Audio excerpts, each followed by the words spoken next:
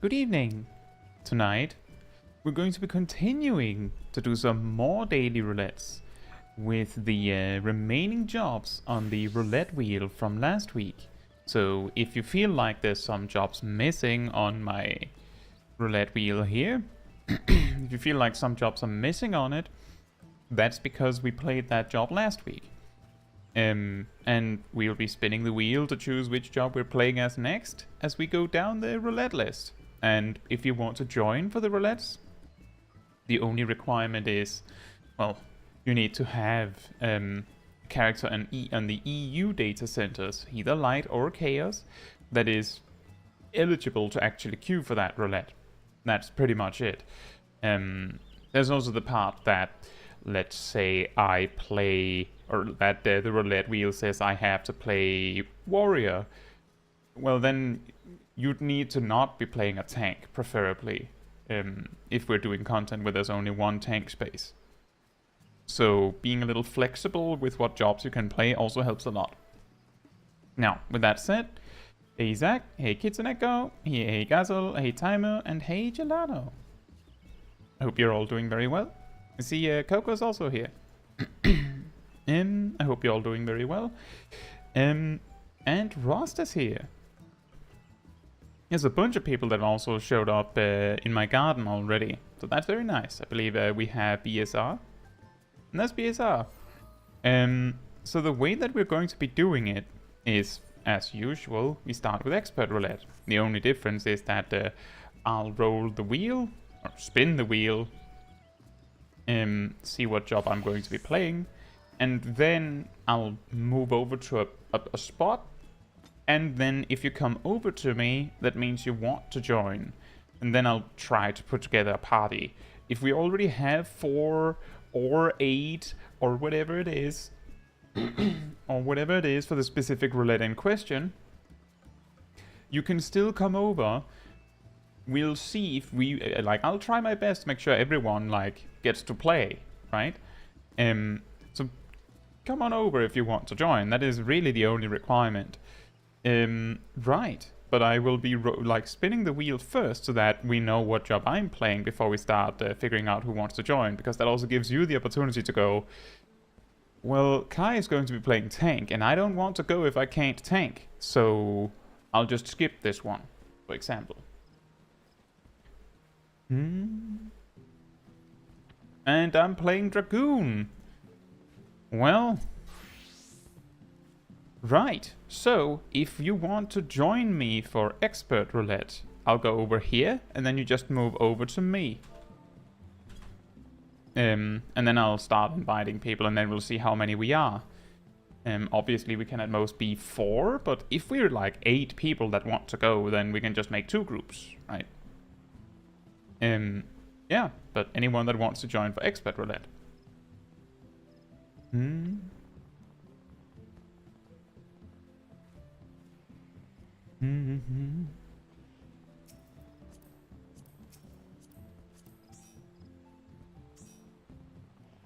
Looks like we're 3 so far.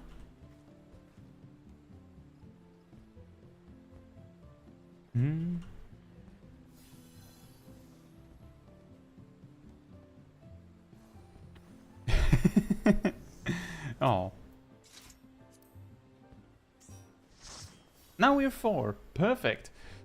So I'll be playing Dragoon, of course, and I naturally remember exactly how to play Dragoon, so this is going to be extremely easy, right? Now, that would be a perfect repeat of last week where I started with Bard and failed spectacularly on every pull by making some sort of obvious mistake. Backflipping on cooldown. That would be good.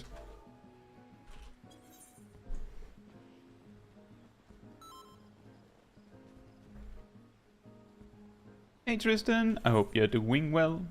Sure.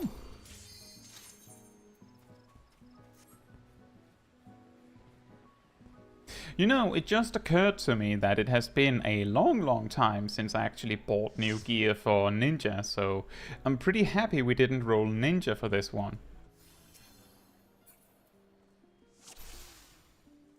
And we can do the ones where there's a very, very tiny chance, if any at all, for me to like actually need my need high item level.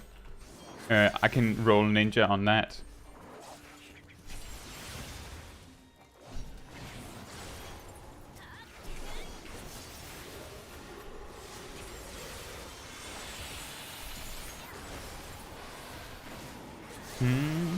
So many cooldowns.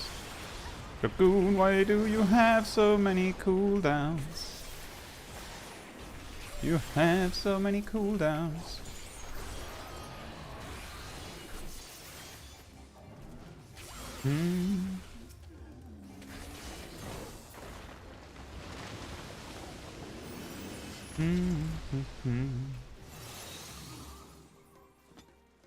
I think that was pretty good. I think that went pretty well.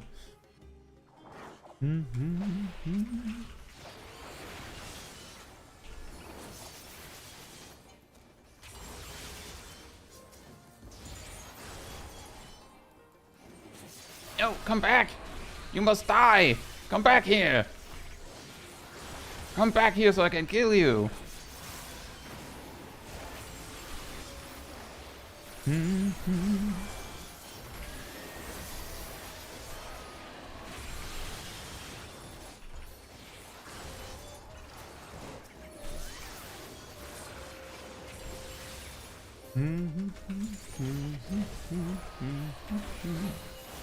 You know, I do feel like Dragoon feels really nice on AoE packs, because it has so much stuff that it's like, oh yeah, it has an AoE component.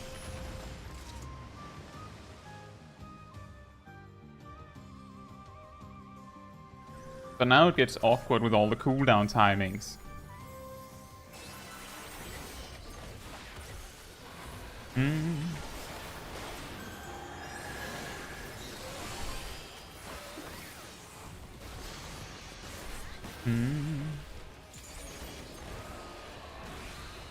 Yeah, my cooldowns are completely offset from Aradel's.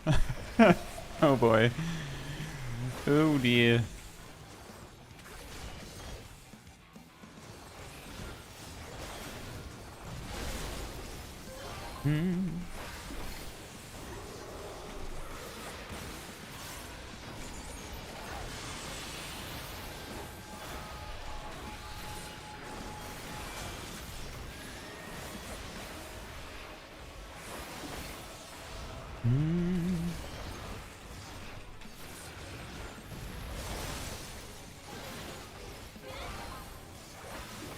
It's been surprisingly long since I've played Dragoons. I'm pretty happy with this kind of performance so far. Smash got to me dying to something silly in a moment because I'm distracted.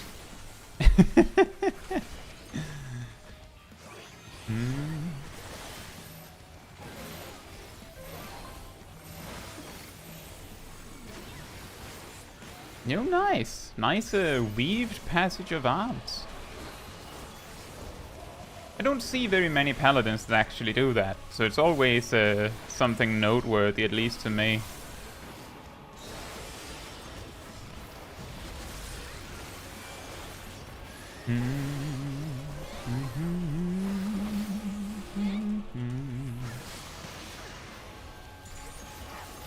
Crap.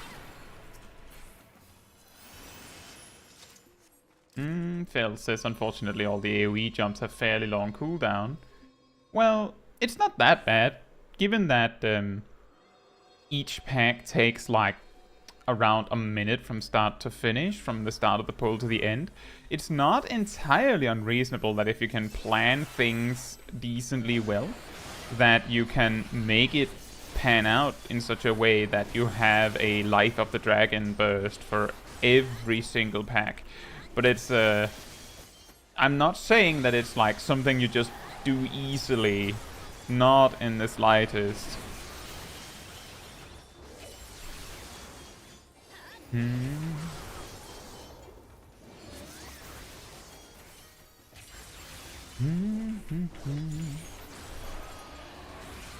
We can certainly see who who is more well acquainted with having their 2-minute bursts as a DPS between me and Aradel, because she's actually making sure to get it right, it seems. And mine is just drifting slowly.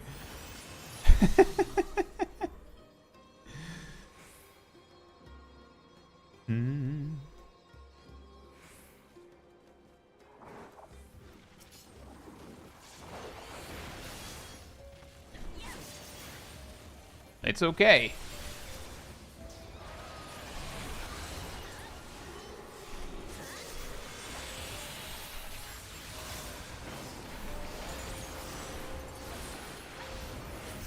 It's like, it's not all bad if the 2 DPS like alternate who's using like everything on their bars, then instead of having like one pack that goes down like absurdly quickly and then one that like kinda goes slow, you have every pack goes kinda fast.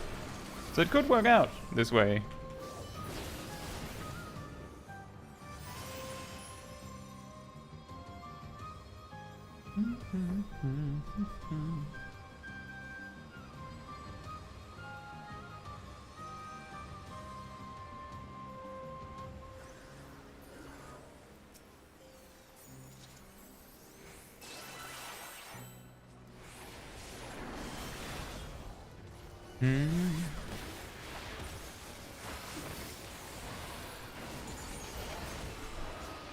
Oh boy.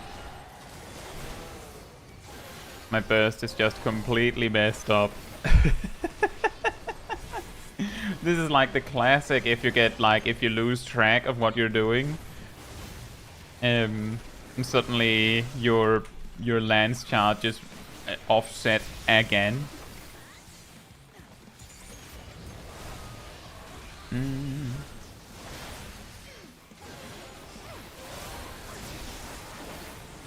I think I fixed it. I'm pretty sure that we're going to have a proper Life of the Dragon during my 2-minute burst cooldowns at least. It's not perfect. It's not perfect, but it's pretty good. Elusive jump is a little overkill for that. Oh well, here we are.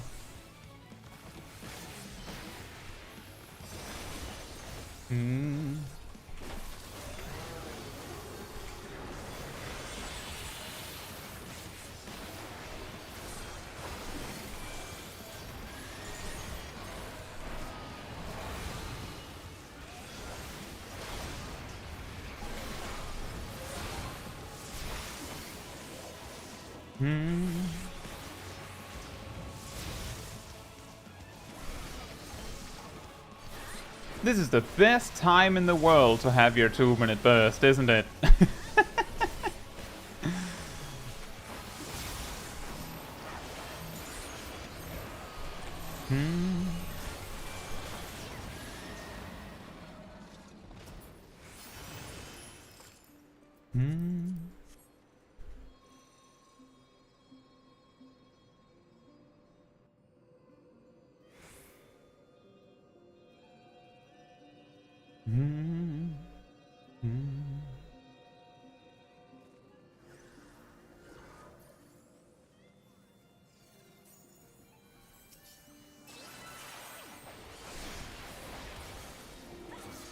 Uh-oh.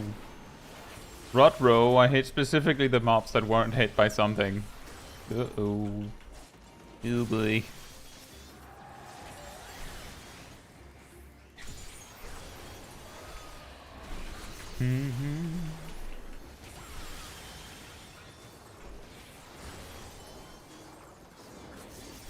I'm pretty glad that I can somewhat remember how to play Dragoon, given how long it's been.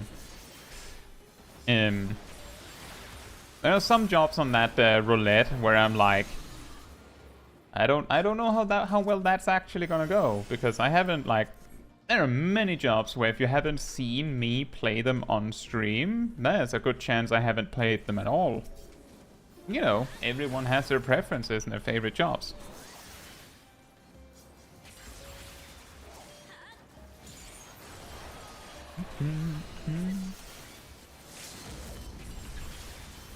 Nice.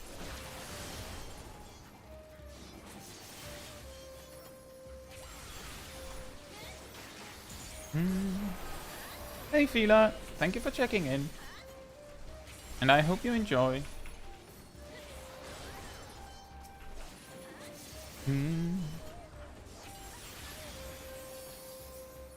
At the cost of a massive DPS loss in this last pack, I decided to fix my cooldown for the final boss.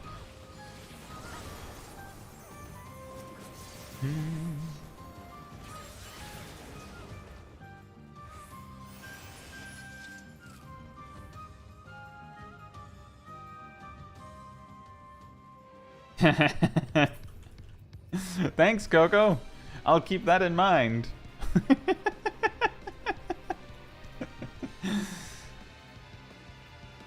I think I know him. He's a pretty good friend of mine, I think, actually.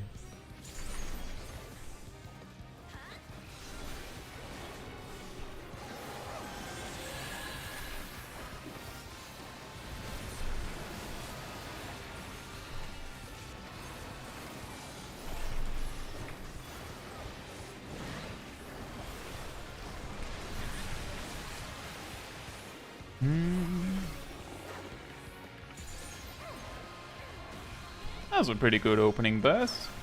There's a little drift with Stardiver. But it can get a little weird when you have the opening burst combined with the 2-minute burst. Where you kind of have to choose which cooldowns you want to use first. Because you have something you don't normally have.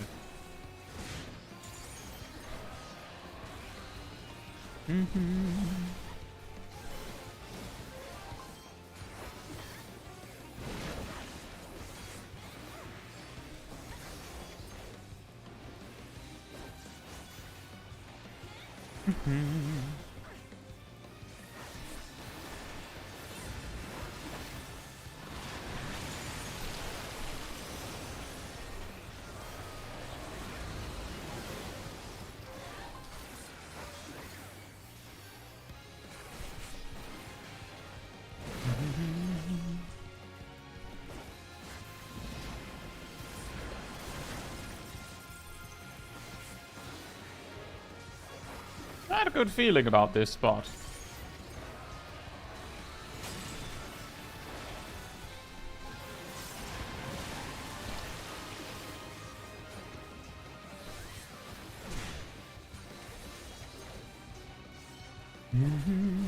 Oh, nice. We have the easy configuration on this one. That's very, very nice.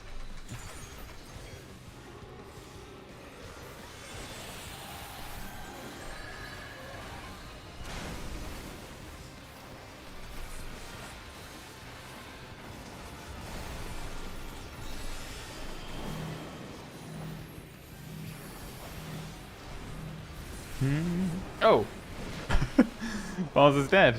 I was just thinking, I don't know how I'm going to find time for my limit break on this. And then the boss is just dead. That solves something for me. We just barely didn't get to have limit break, so that's perfect. But that's really good. Very nice. So the next dungeon, the next roulette we're doing is level 90 dungeons. So once again, if you want to join up, you come over. You know, I'll go over here so that we have a little reset. For those that want to come along, you just come over to me, and then I'll spin the wheel. And once again, oh, the wheel spun a lot slower this time. I'm playing Dark Knight.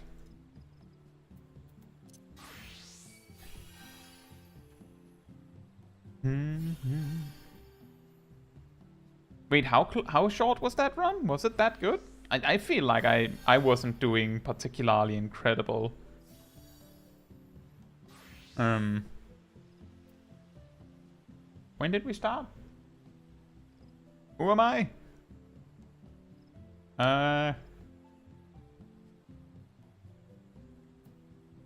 Let's see. 15 minutes? Is that right? Around 15 minutes?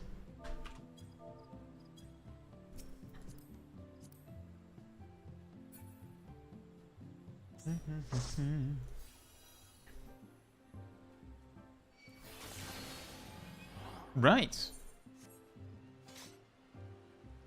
Well, that's perfect. Then we have a group of 4. Do a ready check.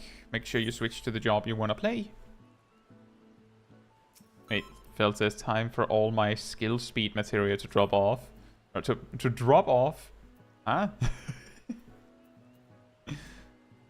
I feel like you could have had more skill speed. But yeah, they're not going to work. And no idea what Bard does, it just looks cool. You know what? I've said this, I haven't said it that much, but if you remember, some of you may have seen the video I made where I gave something positive about every job in every combat job in Final Fantasy XIV, like something positive that I liked about every job. And for Bard, the thing that I said, which sounded like, it can really easily sound like I couldn't come up with anything better, but like the thing that I said was that I really love how the job looks when it plays. But I genuinely do. Like, if I want to play a ranged physical, I'll almost always be like, I could play Bard, it looks really nice, but on the other hand it's really hard. Maybe I'll just play Dancer this time. But I'll almost always like lean a little bit like, maybe Bard, because it just looks so good. Right, so we have ready check, we go.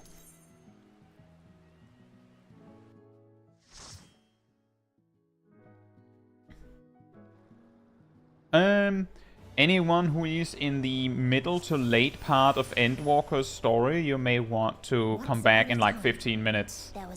This is a heavy spoiler territory. Once again, I think we rolled this one last week as well.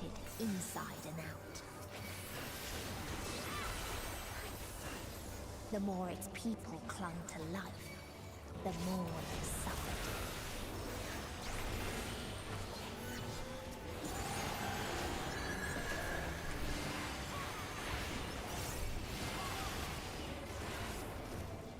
Oh, whoops. I thought I had more quietus left. I thought I had a lot more everything. A very classic thing that I often mess up when I play Dark Knight is that I will forget to use my MP, especially on like AoE packs, because I get too focused on using TPN on cooldown instead. So I use TPN on cooldown, but I don't really use my MP for anything else. Which isn't good, of course.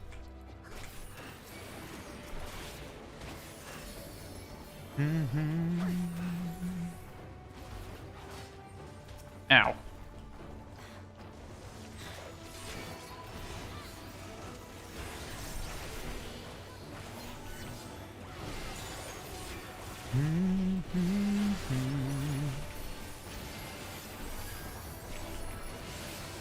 Imagine having healing on your short cooldown. Wouldn't that be fun?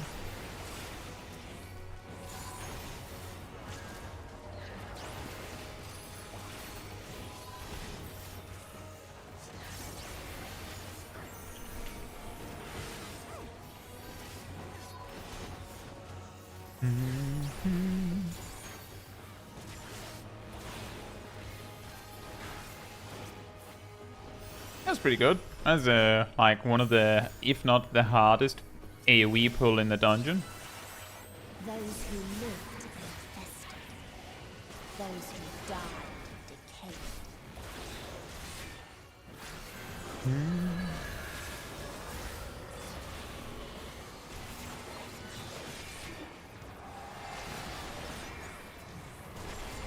Play warrior, hit one bot. Yeah, exactly. Pretty much.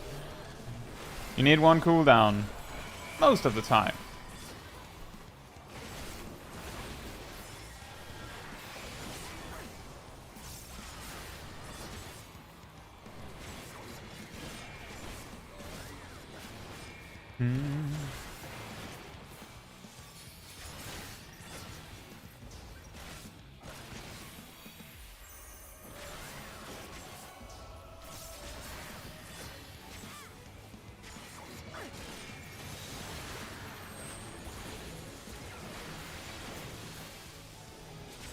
Don't run so much.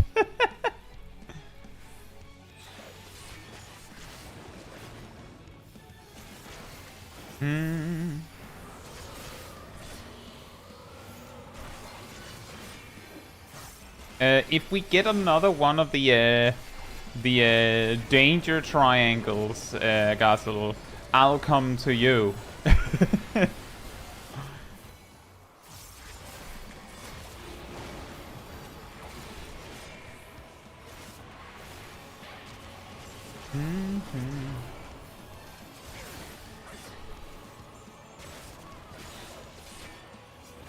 That's fair, Dan. The reason why I typically do use more defensive cooldowns as a warrior in dungeons is because even though you know you're perfectly safe when you're at like 50% HP, because a bloodletting is coming up shortly, your healer might not actually know that. In fact, they might think that you're dying, because they don't know if you're actually going to do it. So you start having, like, it's not uncommon for me to have, like, a white mage in my party that will, like, stop casting Holy and start casting Cure 2 because they think I'm dying. But I could have alleviated this completely by just using Vengeance, which is a DPS gain, by the way, or Rampart. And Vengeance is a DPS gain because it actually makes you attack enemies. So choosing to not use Vengeance because you don't need it is a DPS loss.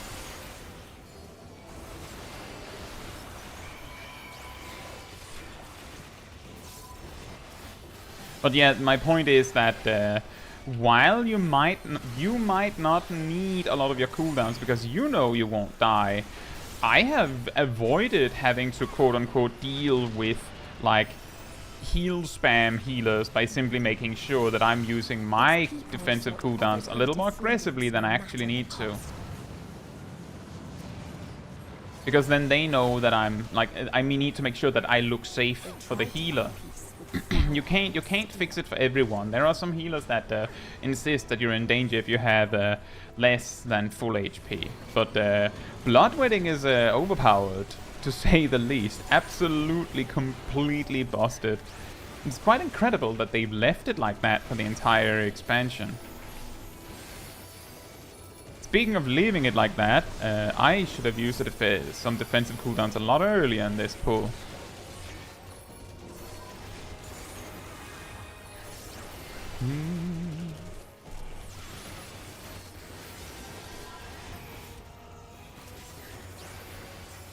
Yeah, generally, the concept of a tank being so tanky that you don't need to use defensive cooldowns, like, the thing is that a lot of healers have had to deal with a lot of tanks that think that they don't need anything else.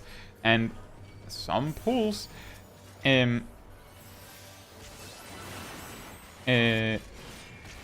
some pulls you can't actually get by with just bloodletting, and if Holmgang is on cooldown, well, then you die. If you're relying on only bloodletting.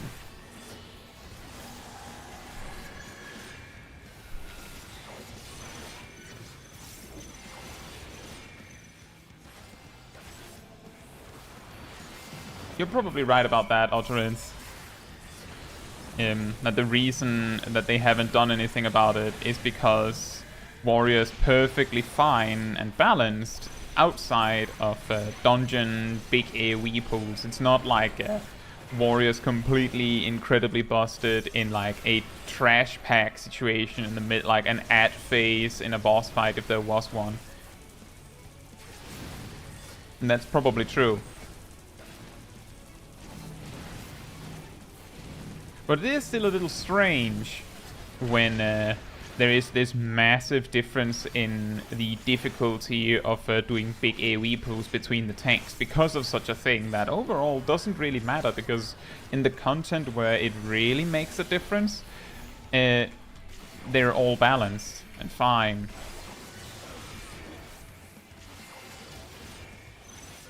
So I just think it's a little surprising that they've done nothing about how incredibly massive the power difference is.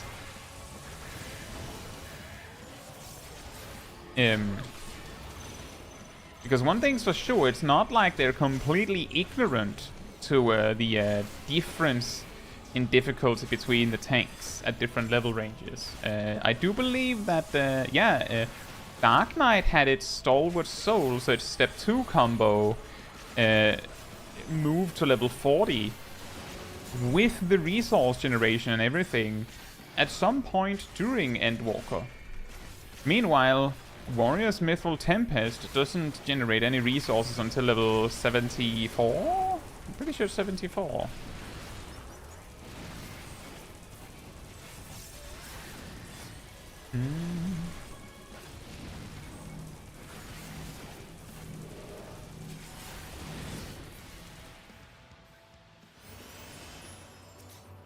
And when one asked, what's also incredible is the fact that free cure still exists. Yeah, it's a little weird that they've kept free cure and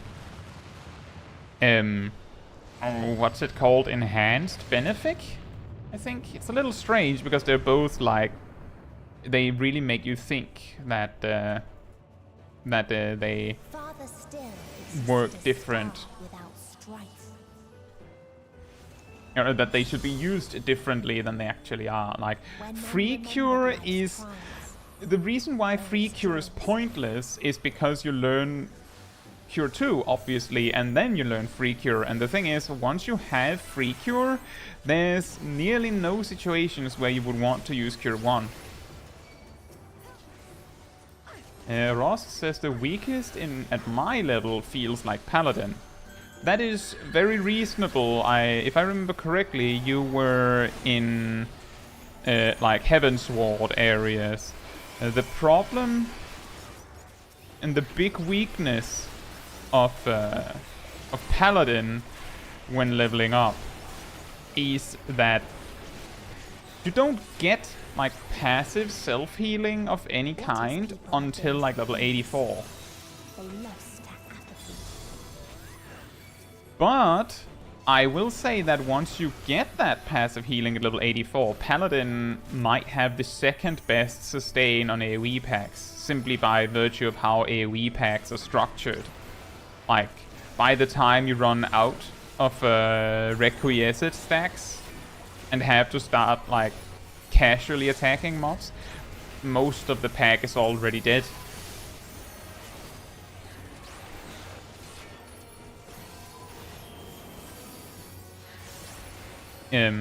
Meanwhile, Gunbreaker has Aurora, which is fine, and Heart of Corundum, which again is also fine. But it's not.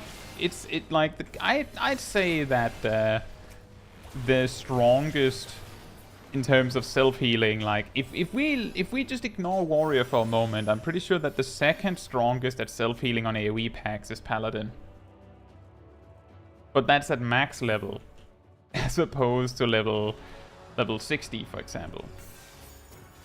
But yeah, free cure and enhanced benefic are trap traits that are not good even in the level range where you get them. They're super niche when they're helpful.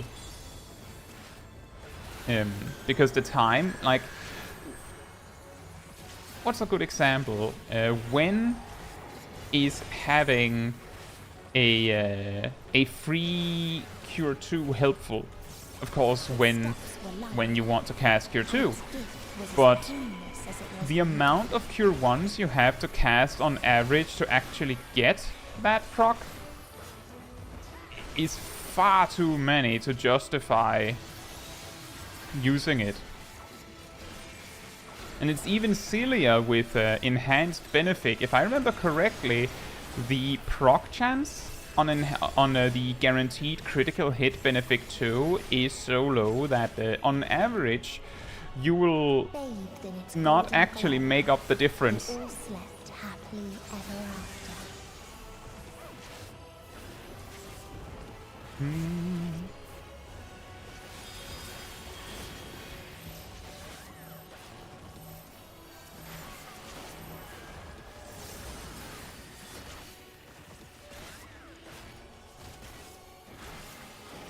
Yeah, Free Cure is extremely low in its proc chance. The thing is that it doesn't even matter how low the chance is. Because the thing is that even if it was like 50%, the problem with Free Cure is that using Cure 1 represents a time loss.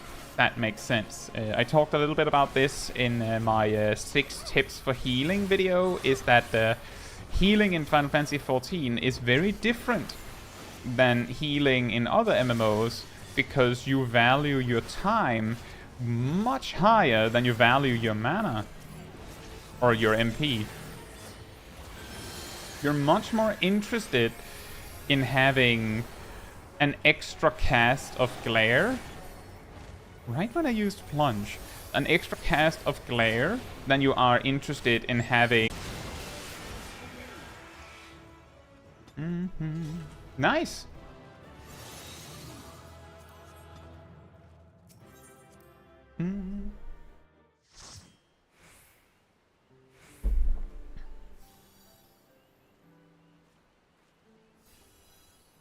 Yeah, but let's check it. So fact check time. So I said warrior unlocks the trait that makes their Mithril Tempest give beast gauge at level 74.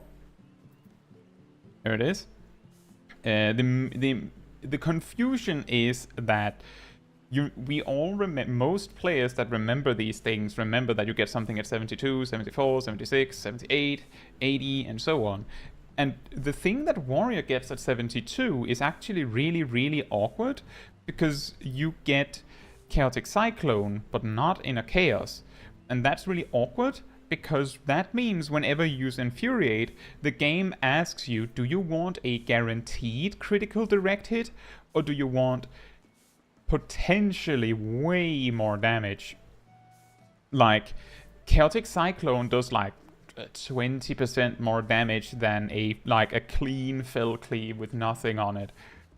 Something like that. Maybe even like 10% more damage. Meanwhile, if Fell Cleave just naturally critical direct hits, it does like 80% more damage than Chaotic Cyclone on a single target. But that means that you're in this awkward position where the only reason you would want to actually spend your Nascent Chaos stack in a single target fight until level 80 is if you need the guaranteed critical heal on Raw Intuition. And yeah, for anyone wondering, if you use Chaotic Cyclone with Raw Intuition, each heal is guaranteed to crit. For some reason.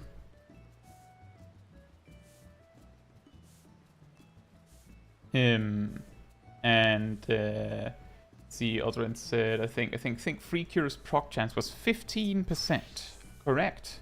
And Astrologian's, well, Enhanced Benefic is also 15%. Now, the problem is that getting a guaranteed Benefic to crit is like 50% more healing if we assume that there was no chance you were going to crit without the proc.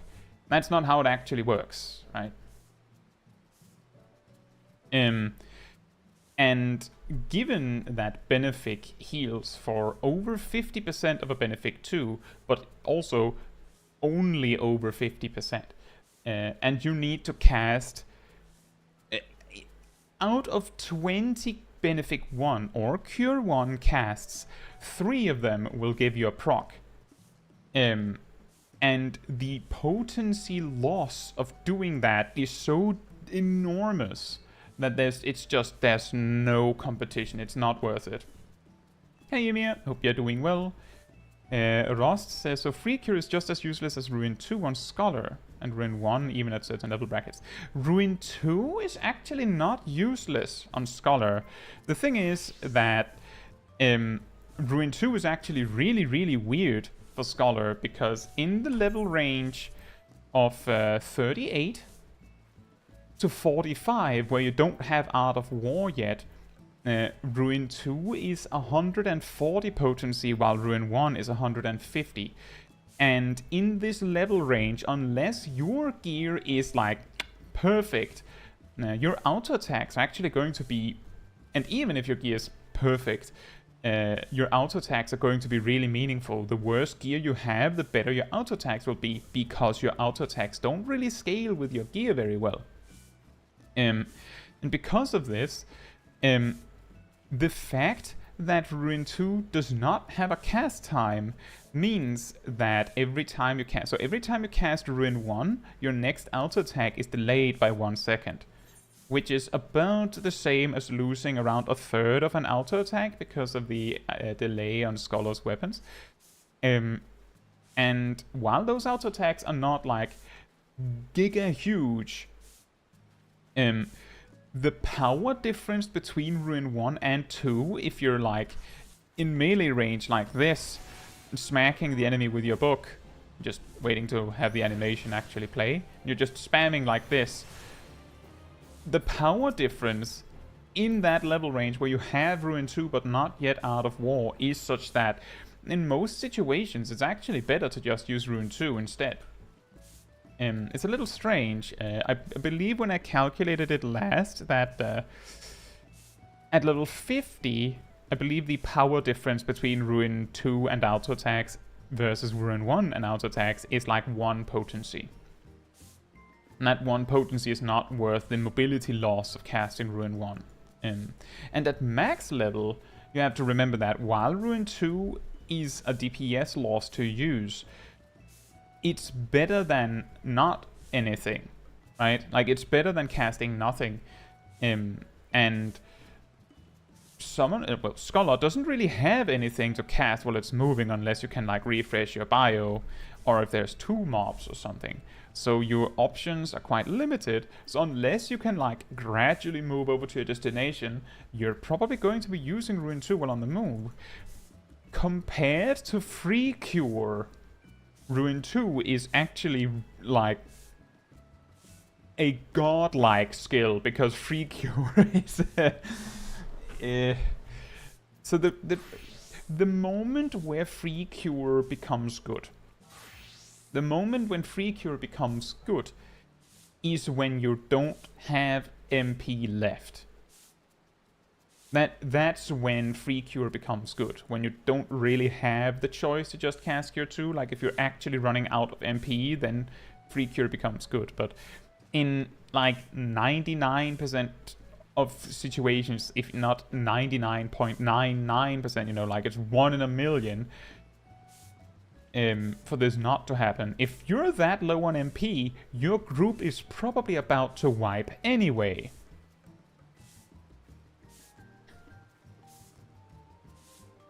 It's okay, Ross. I do believe I talk about these things in my Scholar Guide. Let's see. Yeah, so on the tank defensive topic, you can't tell a healer not to worry unless you say, let you die in chat, because we have seen many tanks, not you, that are bad. That is absolutely correct. Basically, we have recently seen Paladin use a Paladin in a dungeon who didn't really use anything. Like, they didn't really use their tools, just full stop. They used, like, every single defensive cooldown they had, and then they pulled.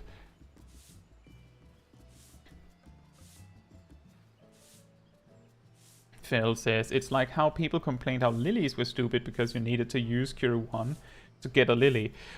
Let's see, what was it? Let me see if I can find the original version of the trait.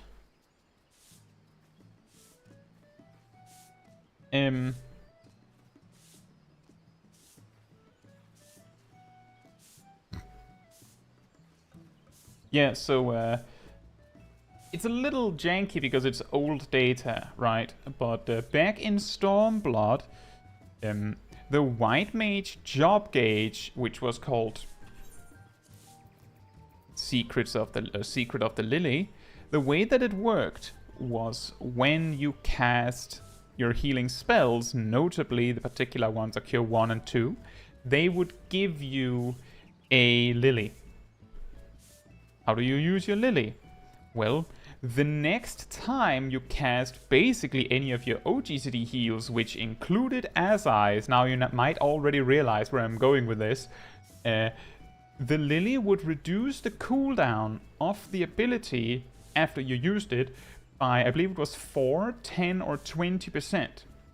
And then consume all of your lilies, depending on how, like, regardless of how many you had. So it was 4% with 1 lily, 10% with 2 lilies, and 20% with 3 lilies. Now, why is that a problem? Well, the problem is that if you actually had to cast Cure 1 or 2, so you had a lily in the chamber, then you basically had to not use any of your other OGC heals if you wanted to maximize, because you needed that cooldown reduction to land on As Eyes to make it have been worth it. Because you already, like, lost damage on casting not stone. Which is, of course, ridiculous, but that is how the world works.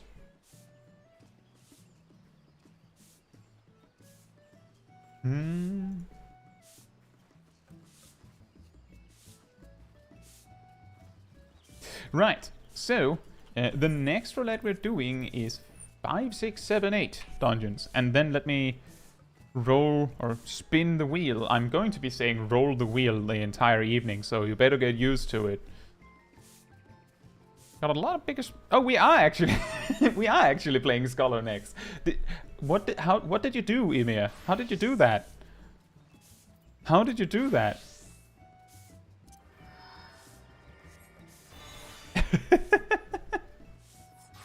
How did you do that? Right, so I'll go over here. If you want to join for 50, 60, 70, 80 dungeons, you just step over to me, and then we'll, like, regroup as necessary.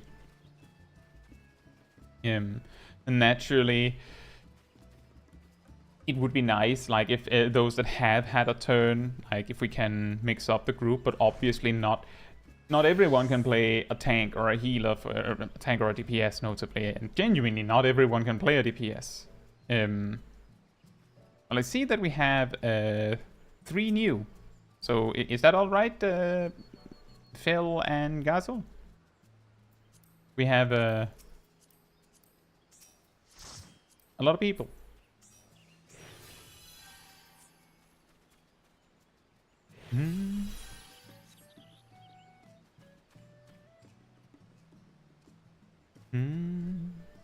We actually have so many people that we might almost start considering if we should make 2 groups. We have 5 now. Well, we have 7 actually. We have Felcleave and BSR and Gazel. And I mean, if you're doing 50, 60, 70, 80, then I don't know if Kitsuneko's actually there, but they might want to join. You might also be able to get Aradil to join if they want to. You could, like, ask around. Yeah, I will. I'll pick you from the party, Gazel. Sorry. Now we have 4 players. We're doing 50, 60, 70, 80. We're doing the 8-man content a little bit later, but you can make another 4-man group.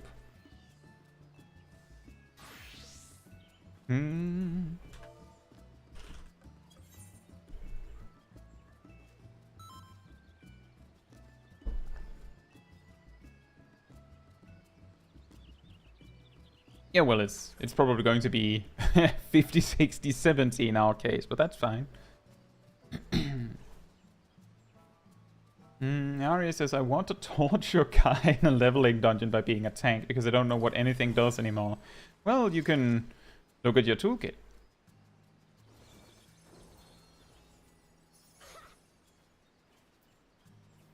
Nice, Rosts. Did you make a party finder group, or did you, like, queue again? Like, did you queue anyway?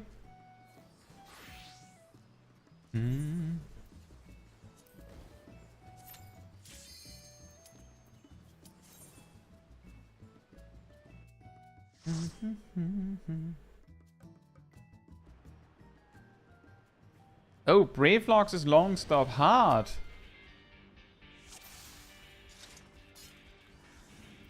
Well, you can flip these. Is this a bad dungeon? I think it's easy. Though you don't get very much of your toolkit as a paladin.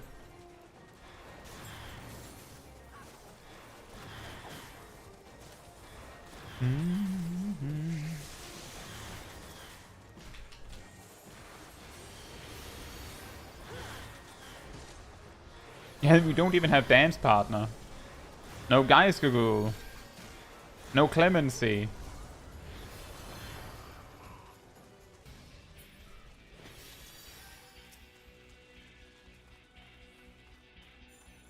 Indeed. There is a hard version.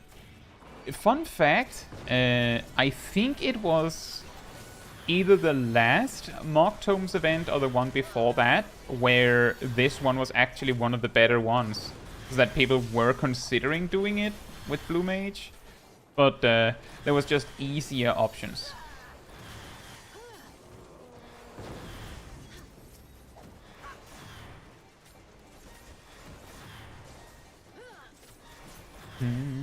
Oh. A key.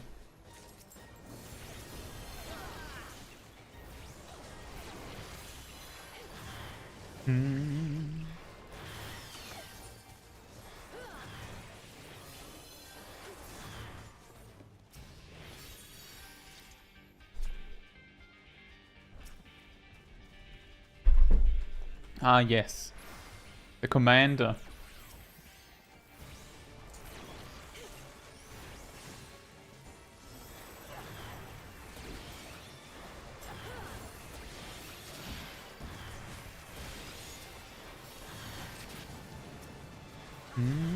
Which one was that, Ross?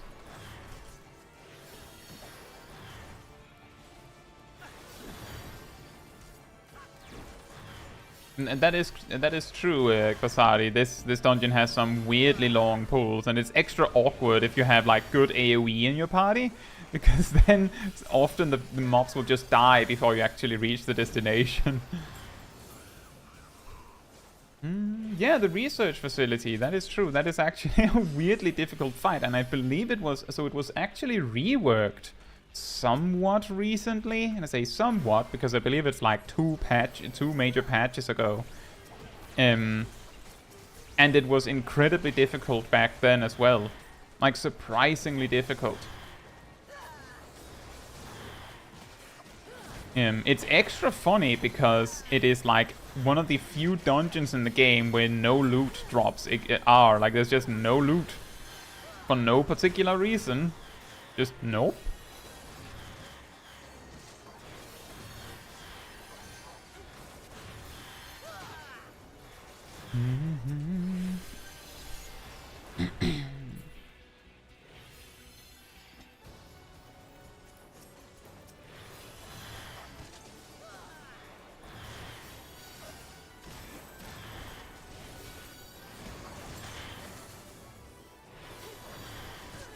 A fun way to measure time. Major, minor, and bug patch. Indeed. What's it? Majors usually every 4 months. Minors often 2 months after that. Ish. And then there's the bug patches, which is like sometimes a few weeks after. And it's extra impossible to use to measure time because sometimes it isn't exactly 4 months or 2 months or a few weeks.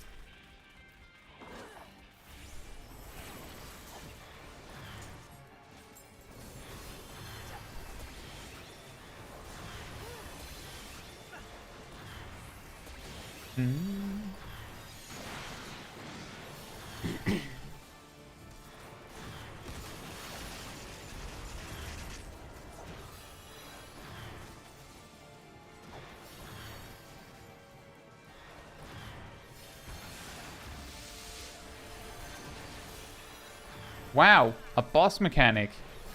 He sure had us there.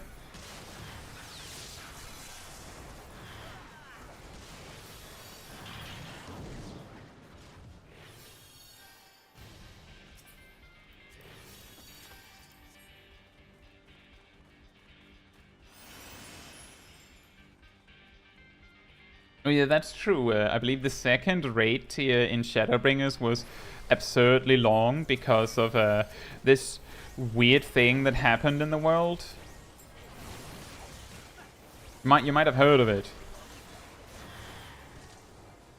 I think that was then, right? I think that was around that time.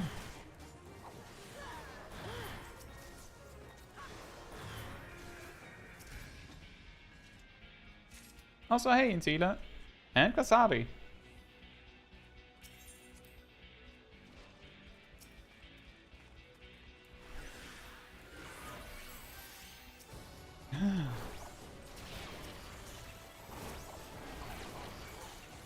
It's a ranged mob, but not really.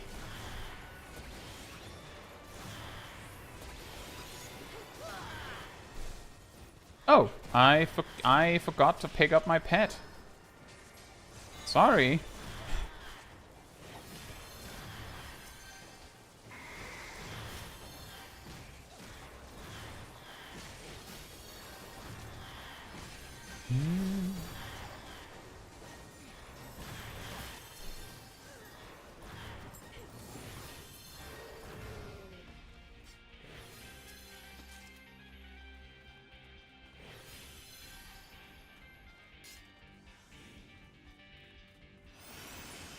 Rost says, question if I may, what is the difference between determination and tenacity?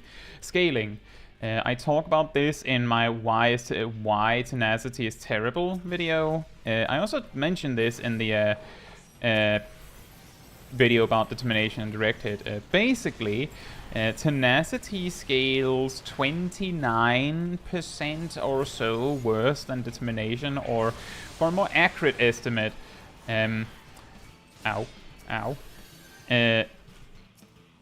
determination scales 40% better than tenacity, and the reason why this makes it so that tenacity is terrible is because essentially the damage reduction that tenacity provides is seen as pointless when you could do more damage. It's weird that it is like that, but basically taking less damage through tenacity is usually not something you need to deal with the mechanic. Generally, tenacity is viewed or seen as like training wheels by that account. Because usually the only thing it really adds for you is that it means that you can get away with making a little bit more mistakes. But then again, the boss is going to die slower, which means that you have to hold on for longer. That is, of course, like the extreme counterpoint to that. Obviously, a little bit of tenacity isn't going to, compared to determination, isn't going to make a huge difference compared to how much damage you're going to deal if you just only had determination instead.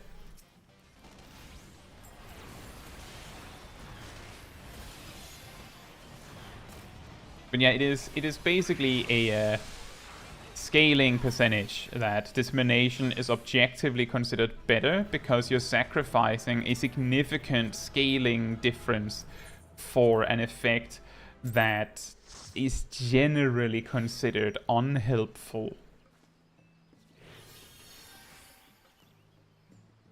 Intila says the things with stats that add mitigation is that the bosses are usually always made for that moment when you have no mitigation stats. Exactly. The current raid tier was provably beatable in full item level 640 gear. Maybe a few 660 pieces, maybe a single 650 piece or two. Something to that effect. Which means that you will probably take like 5% less damage at least as a tank by the time you have like full best in slot, which means that tenacity doesn't actually add something unique because just having more item level better.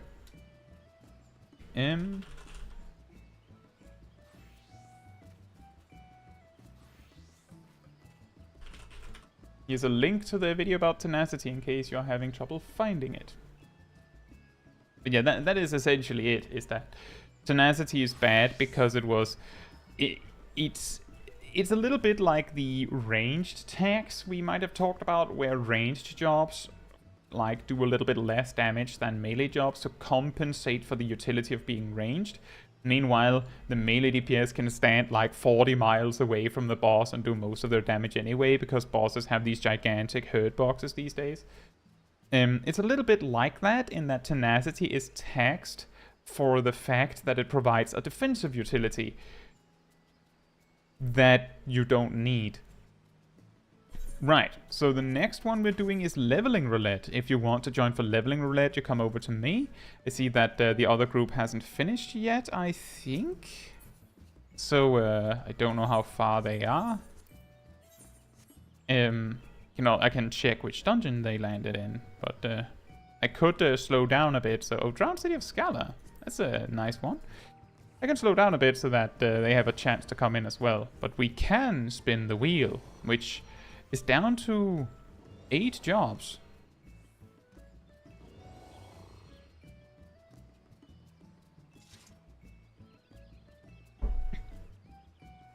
Oh, and Red Mage stopped being red when some of the jobs got removed, apparently. See, I tried my best, Tamu, but, yeah.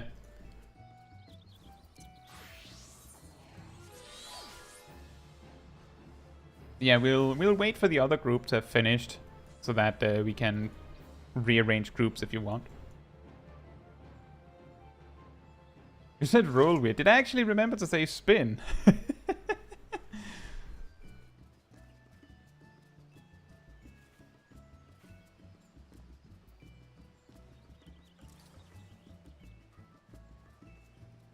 Steve Austin says, is Emmett Silk really bad? If we were to swap places, even Alice says she'd do the same.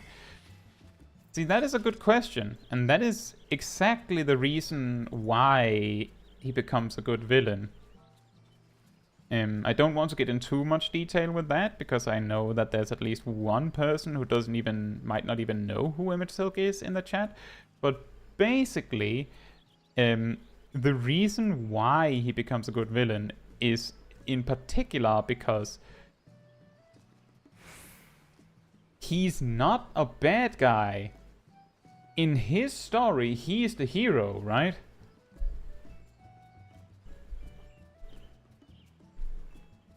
Hello, classic Chris.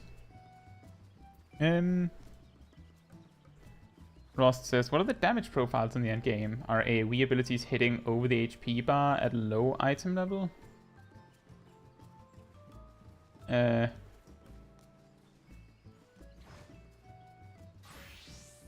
Well, that is complicated to answer, Rost, but the long and the short of it is that you don't need tenacity in dungeons either.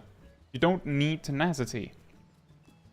Generally speaking, if you watch my guides, where I go over how to use your defensive cooldowns as a tank, for example, I go over how to use your cooldowns as a healer in videos, you'll notice that for the most part, like in dungeon content, typically the approach is to use, like, to keep defensive cooldowns rolling, to like make sure the tank isn't taking too much damage, and to like have like some healing all the time. And in a raid context, you're usually using your cooldowns, tank, healer, or DPS cooldowns, as like a call response with the boss. Like even in normal content, using the correct tool for the correct mechanic makes it as easy as possible.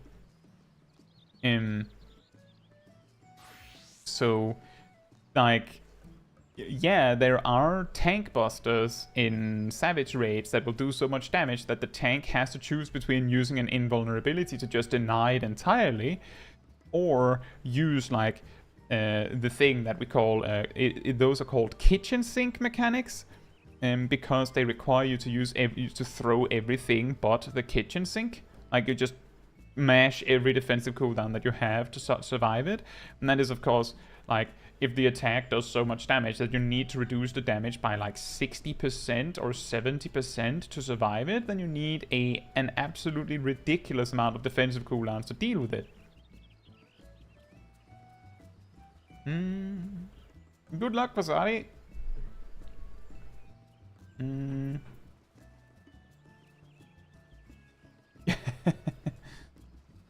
Right, so everyone is back. So I will. I'm guessing everyone who moved over here wants to join for the leveling roulette. Then, well, the fortunate news are that we are like 8 people, so we are at least 8 people, so we'll be able to like all group up for the 8-man content. But how about we flip it then, so that I bring FFXIV, Gazel, and BSR. For this one, so like I'll just leave the group, and you can like then we have already that resolved if you want to like put together a leveling roulette yourself.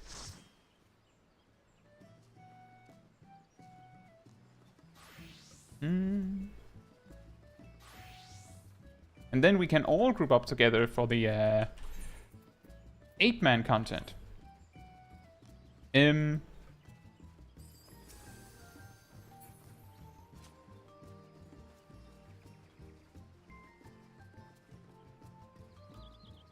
FFXIV says, I've not done my warrior job quests. You're called FFXIV, and you haven't done your warrior homework.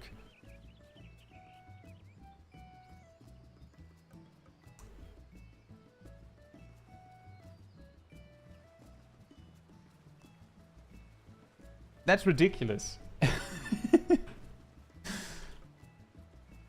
That's like a white mage, that's like a tank-only player named Free Cure or something.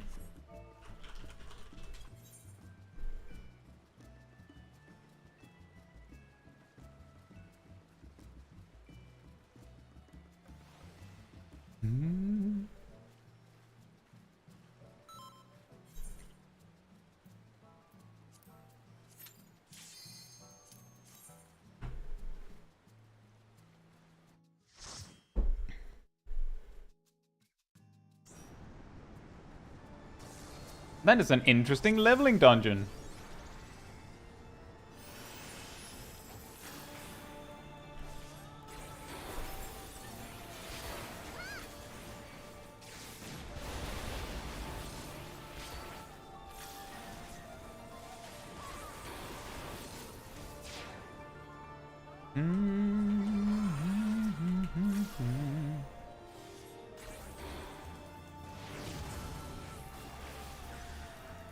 It's a very nice dungeon. It's a dungeon, everyone. I don't know why you're looking at me like that. This is a dungeon.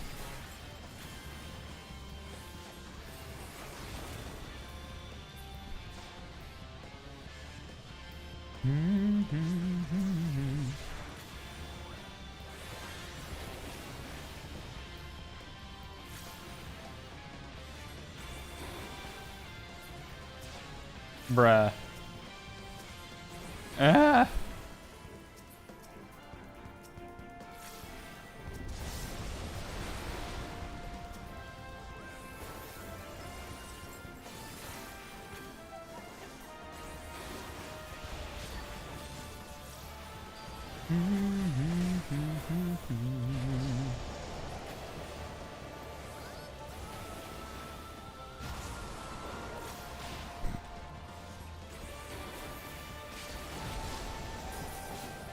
Aha! 1 melee. Oh. Well, at least I got one two-step combo in. What a dungeon!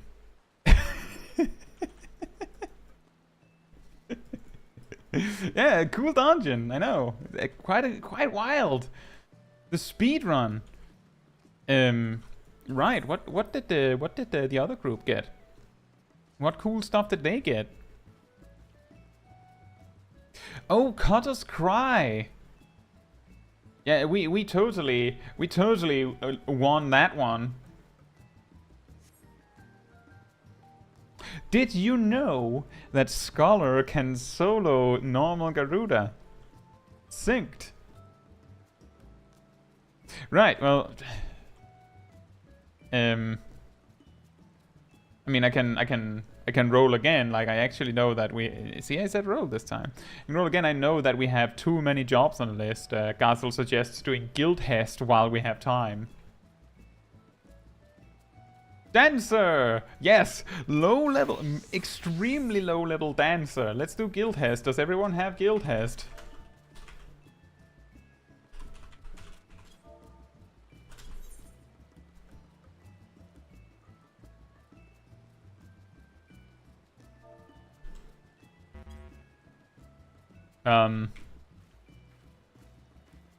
Well, that makes it difficult.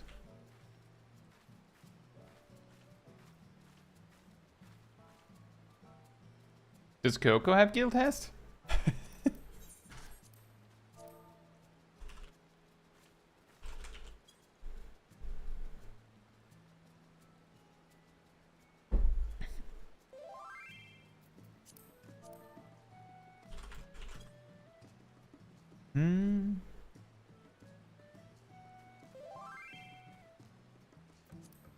How about we just switch things up a little bit then?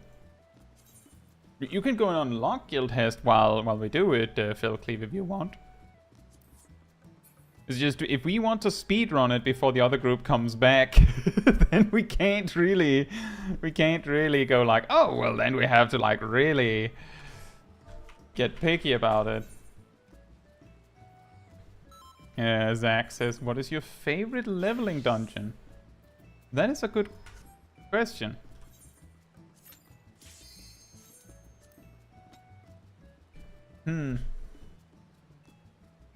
My favorite leveling dungeon.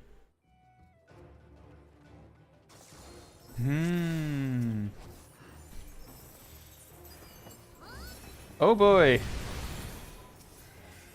I have an AoE attack.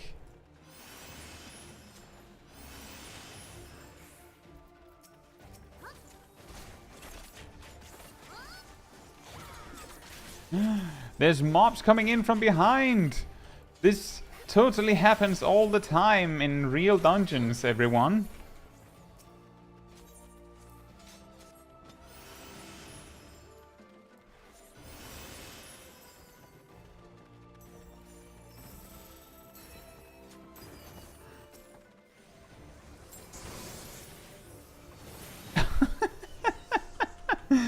This is very easy.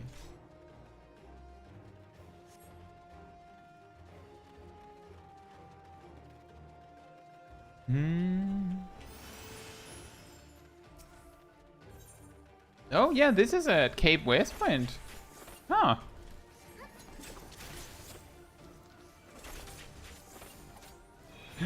There's ads coming in. Quickly, we have to kill the big toad before the ads come. Oh no! Oh.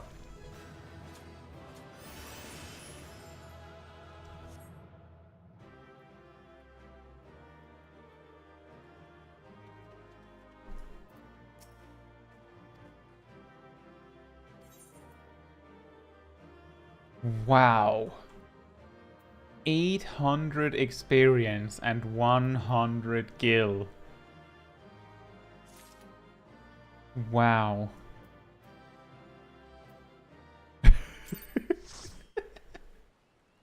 There's nothing wrong with Guildhest. It's just really like I feel like it could have been way better.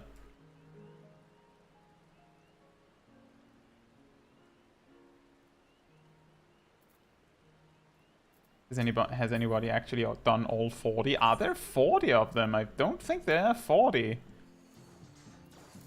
I'm pretty sure it ends here, right?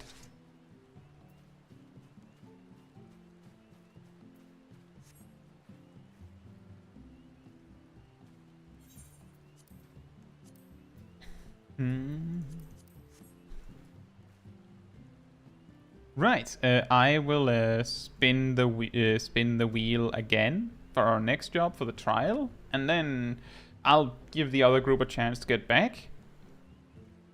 And I'm apparently a warrior in the trial. Alright, I'll be right back, and then we'll continue, hopefully when the other group is back.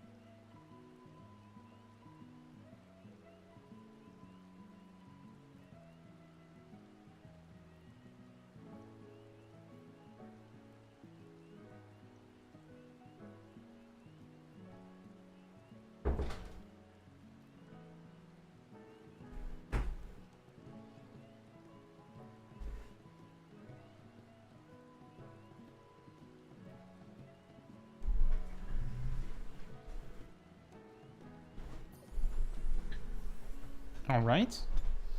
I'm back, and apparently I got back first.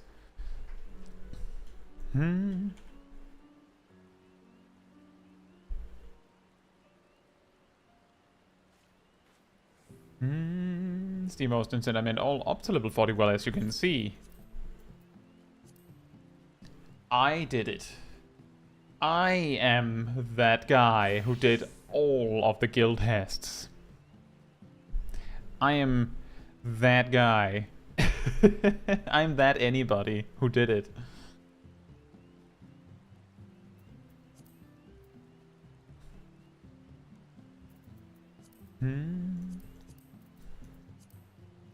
Mr. Mentor Roulette. Ross says, I have to confess I actually had to do the West Camp. I'm guessing you mean the Camp Westwind one?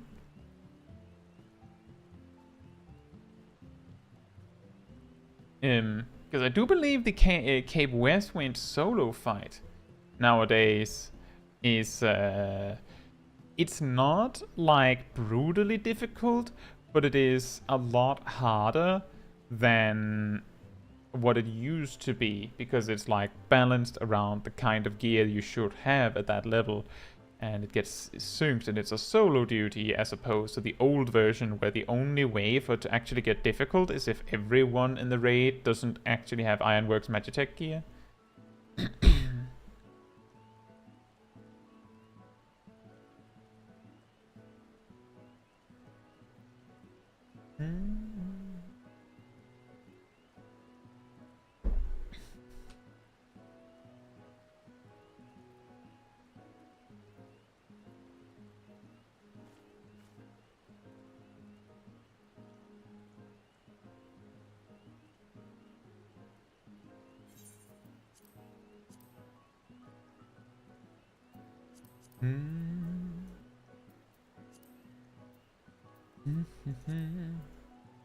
The interesting thing with Guildhests is I can't remember if it's just one, but might just be the last one then. There is actually an 8-man thing there, but it never happened. I think I've had it once, and that was when I actually queued for it.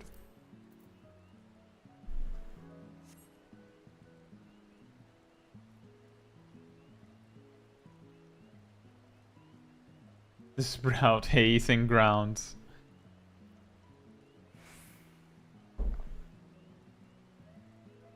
That is actually really funny. That is a pretty funny story that I remember. It was that so you know, back in super late Shadowbringers, where there was this huge influx of players from World of Warcraft coming over to try Final Fantasy XIV, like many rather big names in like the WoW community coming over to try it. And a particular one that I found incredibly funny was when Preacher got to Cape Westwind, because his community, well, the Final Fantasy XIV playing part of the community, had convinced him that Cape Westwind was really hard. Like, oh boy, that one was as tough. You really need to like get ready for that, because it's really complicated, it's really difficult. You're going to be there for a long time. Like that is like the first big wall. And he had actually like prepared himself. Like, imagine yourself when you have like, I don't know if everyone does this, but like if you're Savage Raid, like for your Savage Raid, you might like, you've had dinner, you have like your big cup of coffee or whatever it is, you have like water at the ready, maybe you have a snack. Everything's prepared because you're going to be there for a few hours at least. He had prepared himself as if he was going to do a Savage Raid. And then they of course beat it first try, because it's Cape Westwind.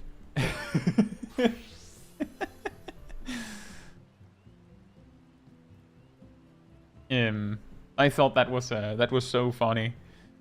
I haven't done the thing where when I got Cape Westwind, I like put up a macro with all sorts of complicated information. I usually just don't ruin it if someone else does it or did it.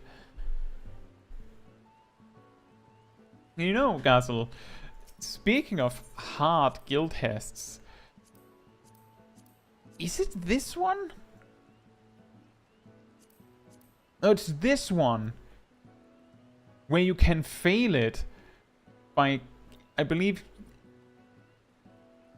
by just flat out killing the turtle.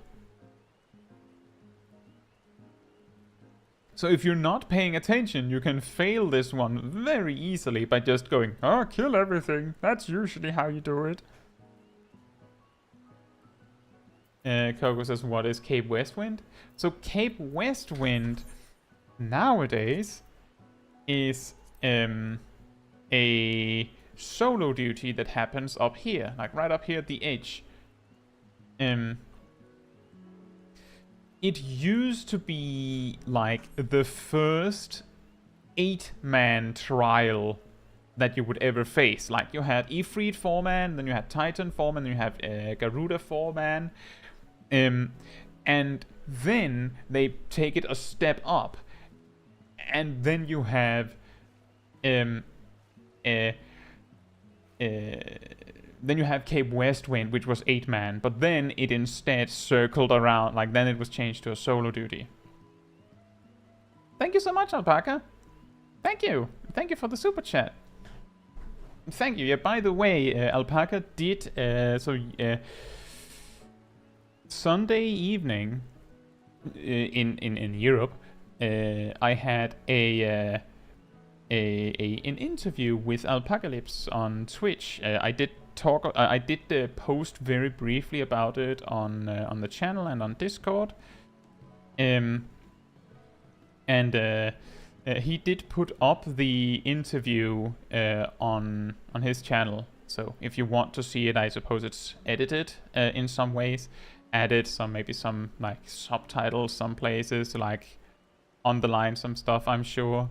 But that was posted during this stream, so I haven't like really had time to like really respond to that. I'll probably mention it in more detail after the stream.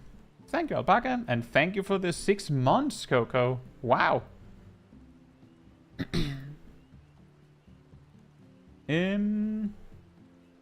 Rost says, what was the mood of the Final Fantasy XIV community at the time? Were they excited to see a lot of WoW players coming over, or was the reception more negative?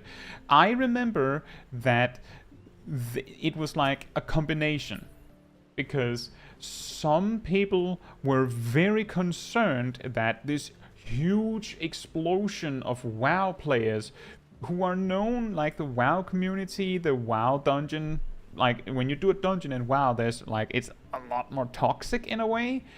I also came from WoW, but I came on my own years prior, back in Stormblood.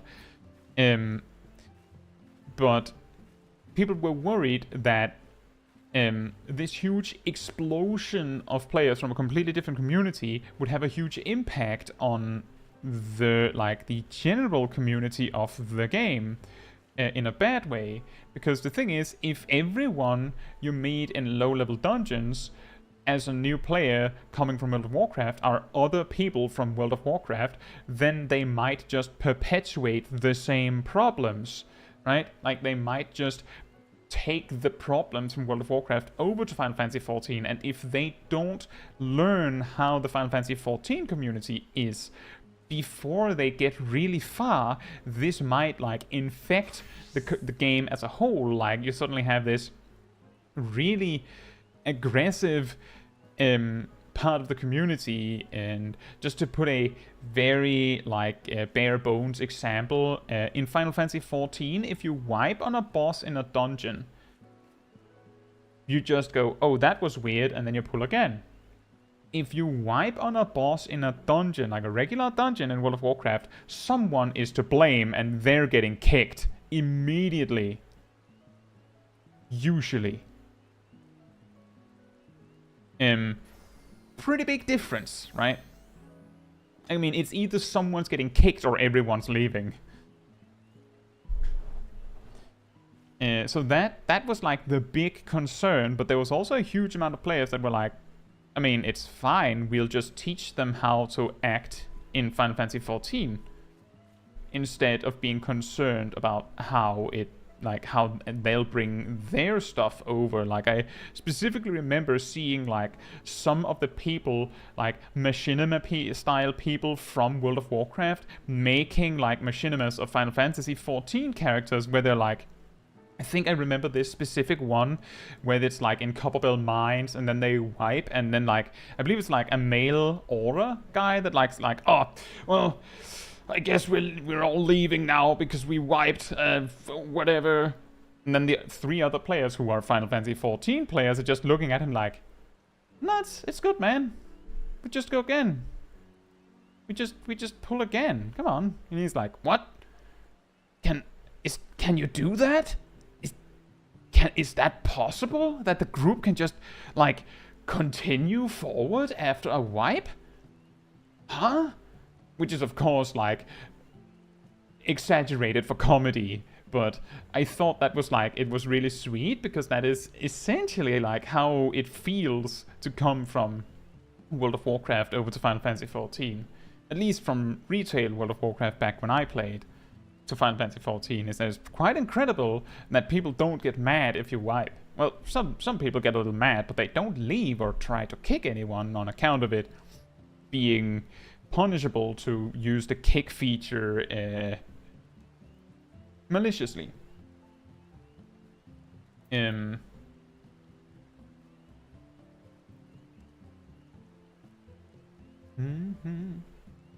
Let's see, Ardell says, people also used to put in chat a complex-looking fight macro at the start of Cape Westwind. Yes, exactly.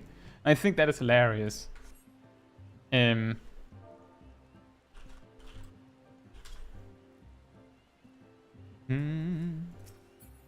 I'll step over here, and if you want to join for Trials Roulette, you just come over here.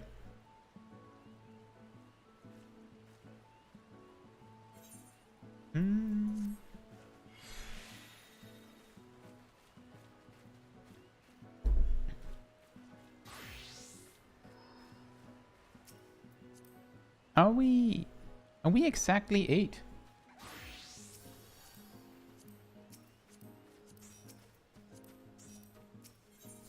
Yeah.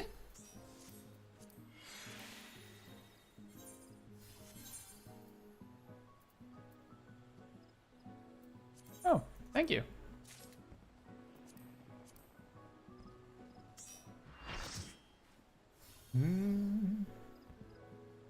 Let's see. If you wipe in WoW, it's the hunter's fault. I will say. Oh, Castle left. I think we're 8. Is there a specific reason you left, Castle?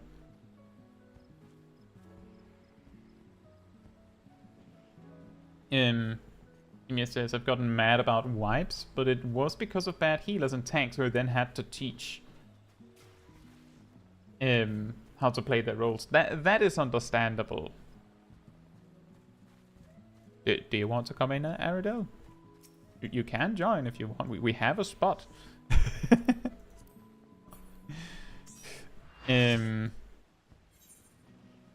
Well, I've already rolled warrior, so I'll be playing warrior. From what I can see, we have 3 tanks and 1 healer. So if there's anyone who like either tank that, oh well, that works. that resolves that. Yeah, I can totally understand. Like, there's also a huge difference, and this is something that I think I talked about in a video I put out like quite a long time ago, called Why It Is Okay to Suck in Final Fantasy XIV, which for anyone curious was in fact inspired by a video about the exact opposite in World of Warcraft. Oh, Susano. But the specific thing is that while there's nothing wrong with failing in Final Fantasy XIV, there's a big difference between like not understanding how the basic toolkit of your job works at level 20 as opposed to not understanding how your toolkit works at level 60, or how your toolkit works at level 90. Know what I mean? Like, there's context here is that if you're doing a little, like an expert roulette and the tank doesn't know how to use their defensive cooldowns, I feel like you're in your right, to be a little cross, a little mad. I'd understand. I might get a little annoyed too. The thing is that usually, like, if we aren't wiping and like I can manage, then I'll just deal. If I'm, say, the healer, and I'll just deal with it. But I can absolutely see why it would be extremely annoying, and I would also find it annoying. I've just decided that I can't be bothered most of the time. I'll just ignore it and try my best.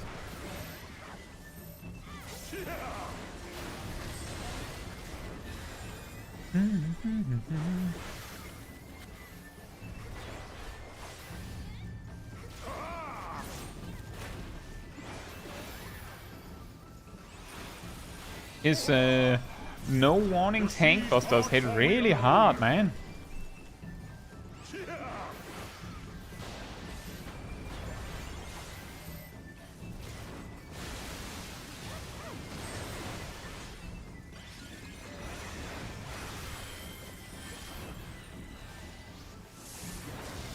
I'm pretty sure he's going to face change any moment now.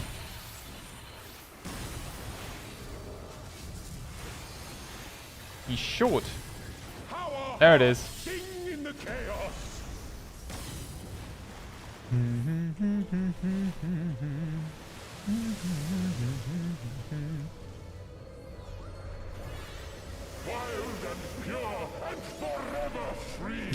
Yeah, indeed, this is a blade.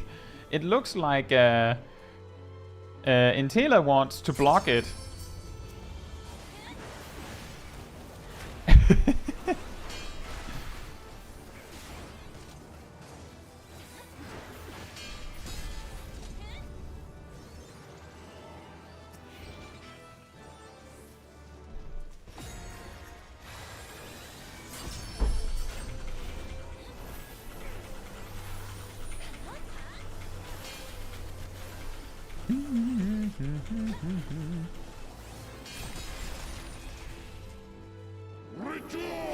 Rejoice!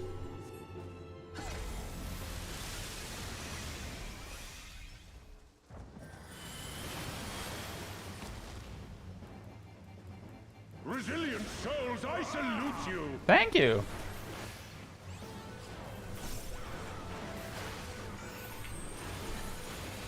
Yeah, I was totally willing to let you have another go at it, Antila, but I saw how low your HP went, so I was like, maybe not. Earth and stone at our beck and call!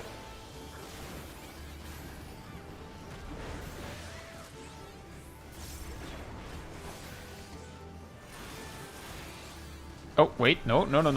I should probably not help with that in case he has some... I believe his random tank busters can cleave. Not 100% sure on that, I'm pretty sure.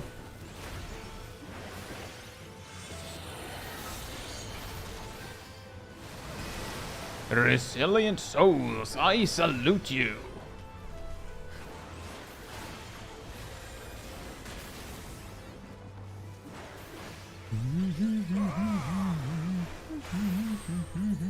I don't have any cooldowns left. Ow! The seas such ferocity. You wanna finish your first sentence before you start a new one, Susano?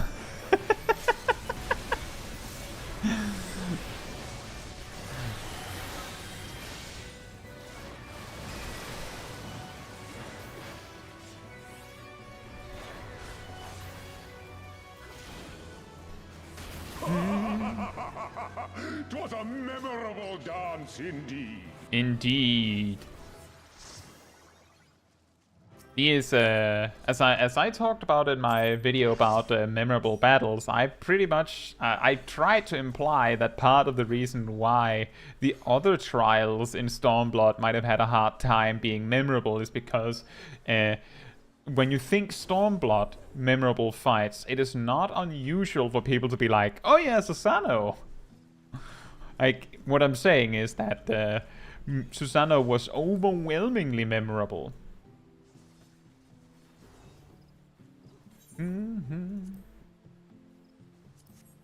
Does everyone have normal raid roulette?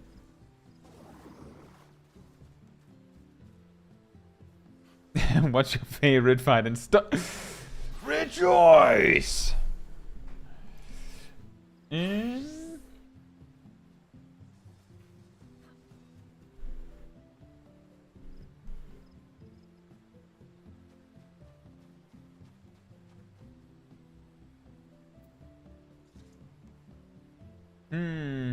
The demon on top of the castle in its 24-man raid. Oh, the final boss in Dunskate? Oh yeah, what, Diabolos Hollow? Is that right?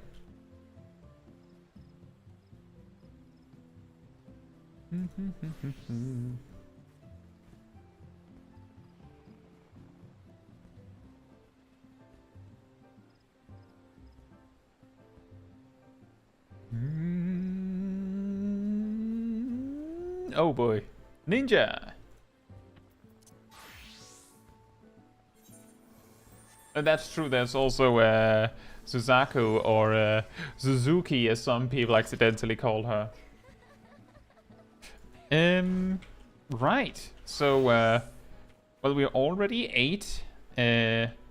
I'm pretty sure Kitsuneko does not want to come, and I'm guessing that Arya wants to just hang out.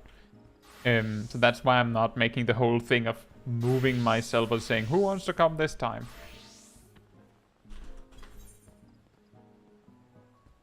Yeah, normal raid next.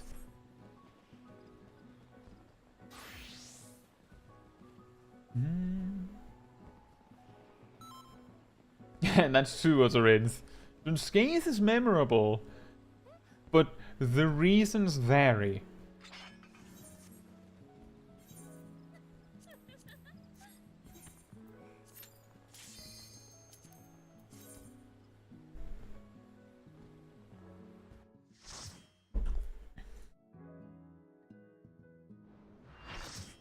Arm of the Sun.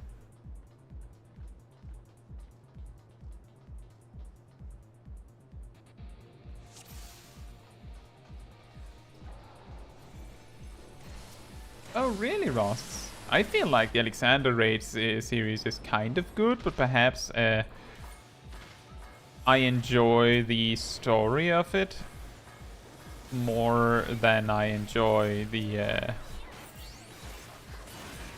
actual like combat.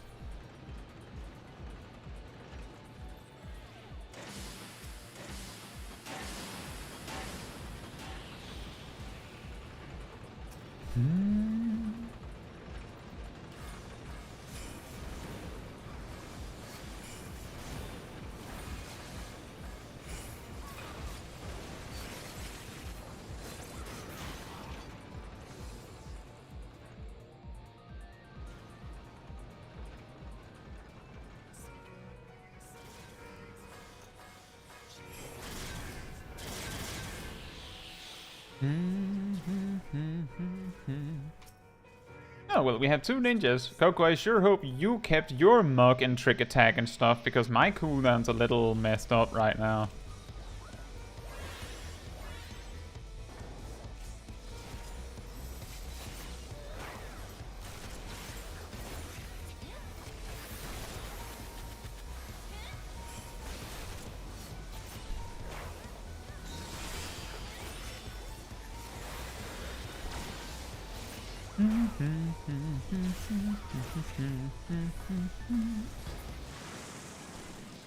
Sure, I didn't want that ninjutsu anyway. It's fine. It's fine. I didn't want it. I didn't even want it.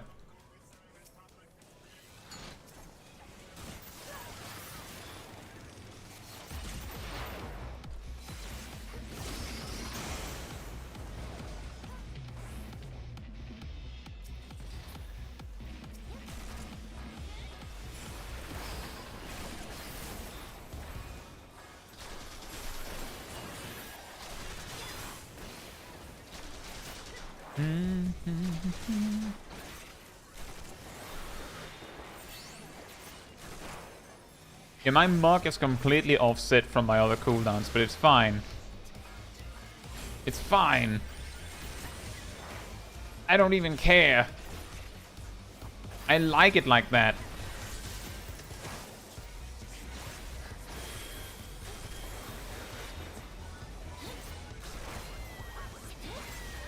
Uh-oh.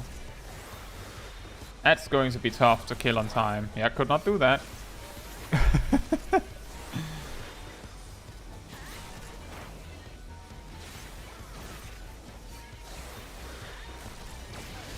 Ow.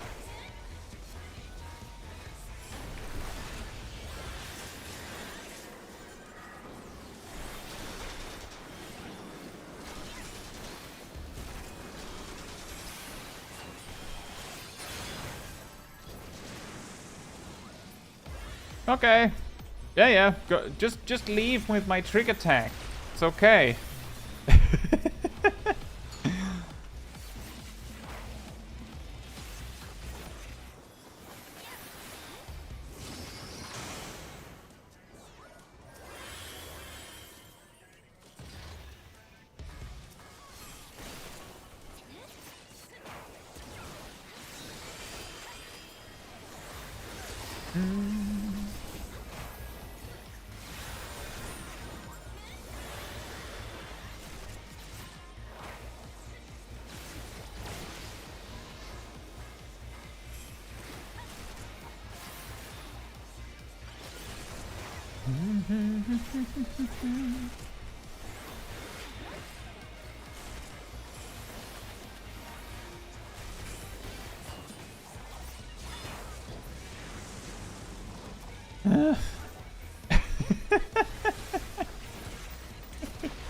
Imagine having a burst window, am I right?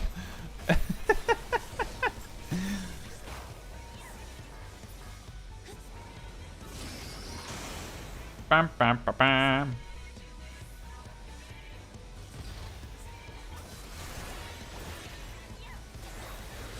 He's casting Upland of Doom. It's the thing they say in the song.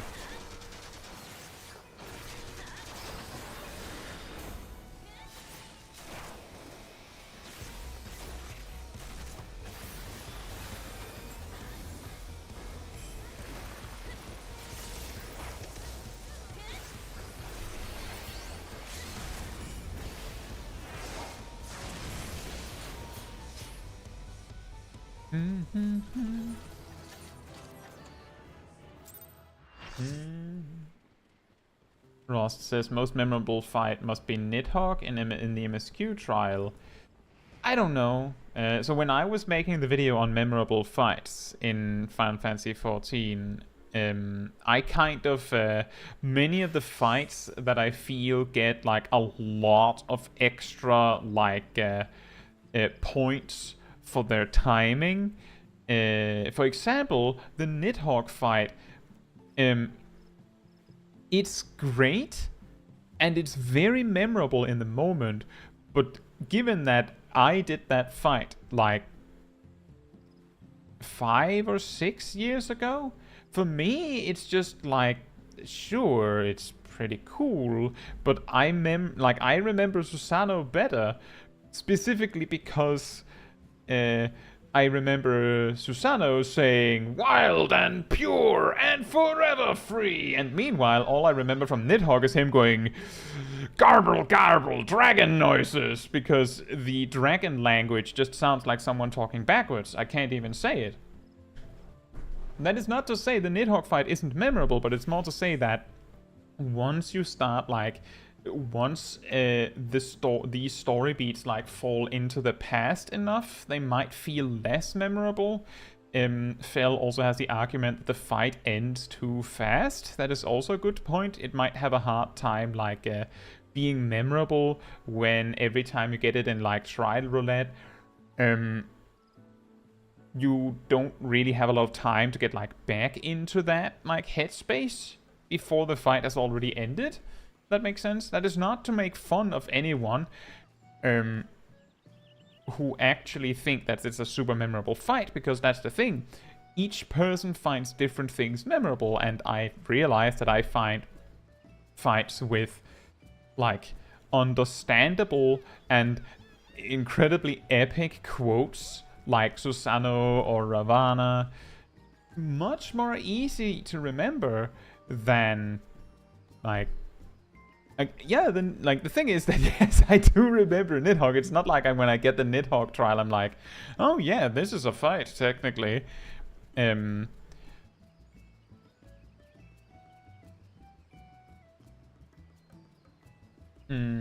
And that is also true, Phil, that that Dragoon mains will probably automatically prioritize Nidhogg extremely high, because it's not only a huge one for the story itself, but it's like pretty big for Dragoons.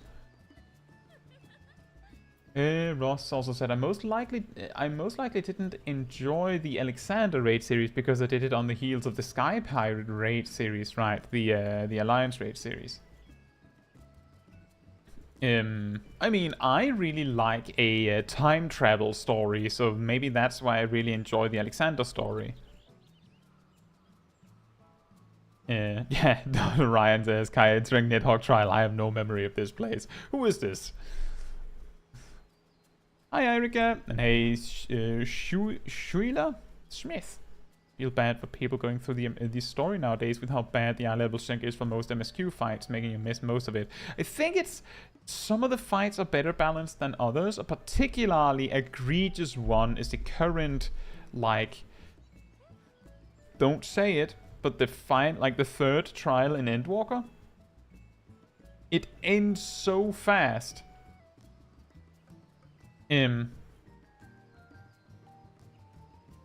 But I do believe we heard recently that Yoshi P has actually commented on that and said that they need to do something about it. I'm pretty sure. Right. So the next one we're doing is Alliance raids. So I see that we're actually slightly more than 8 again. So how about I step over here and say everyone that wants to join for Alliance raid roulette, come over here, and then we'll have to figure it out if we're more than 8. Meanwhile, I'll spin the wheel, which is now down to 4.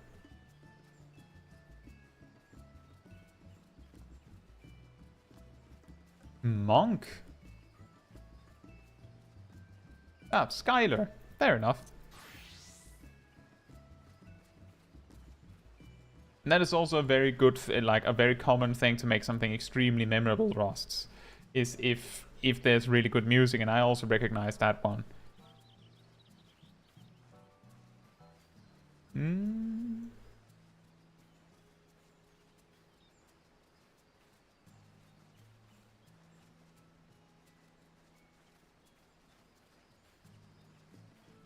How many do we have left? 3, right?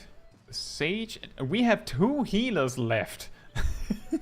After this one, we have 2 healers left.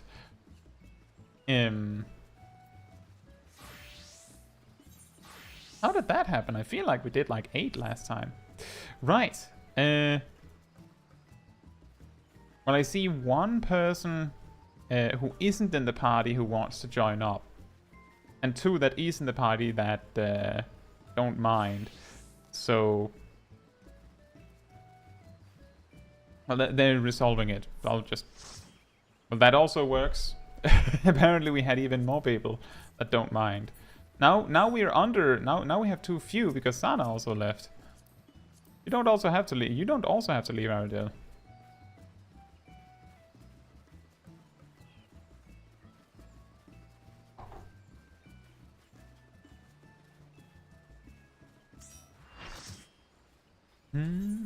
This is a balanced party. Oh boy, I can't wait. I can't wait for Monk's awkward level 50 rotation. Skylar says, memorable music only takes you so far in this game because you can't go 5 feet without hearing a banger. That is actually a really good point. An extremely good point. Because that might also be the reason why I don't think as much about Nidhogg, is because there's like so many good songs in the game that it's good, but there are even better ones.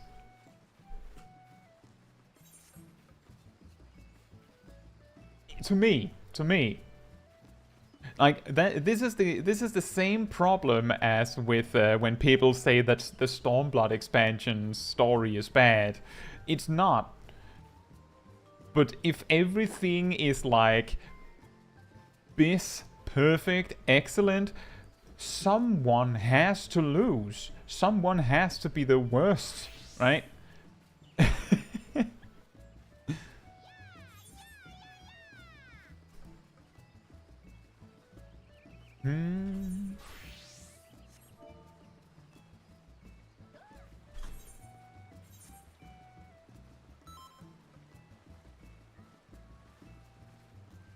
Which one is Freefall?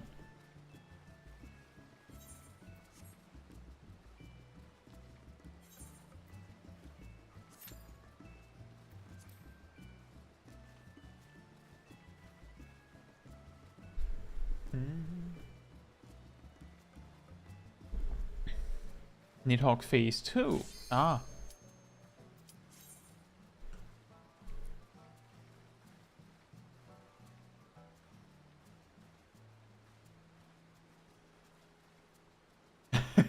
I don't know what this man is on, but I want it. Yeah, exactly. That's also was it there is actually something that I was talking about on that interview Sunday, was that that I said that I don't feel like Soken like peaks every time he puts out a new song, because I feel like all of it is excellent. Because I feel like saying that Soken peaks every time makes it sound like you're going, okay, now he can't get any better. Sure he can. But it makes it sound like you're saying that he didn't do better when you say he didn't peak again.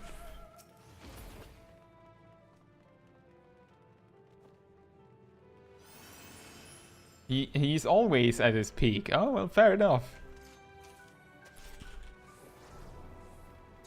That is also a way to look at it, I suppose.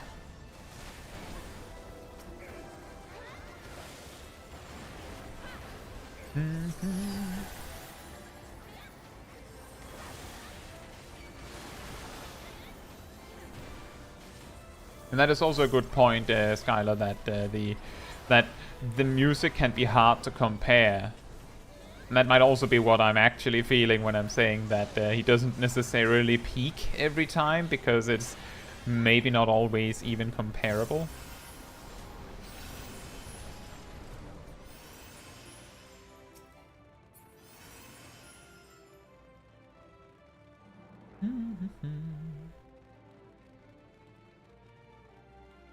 See, Steve says AR's great the first or second time, but I find the patch quests at the end into Heavensward drag because you stagnate in level. I mean, that's...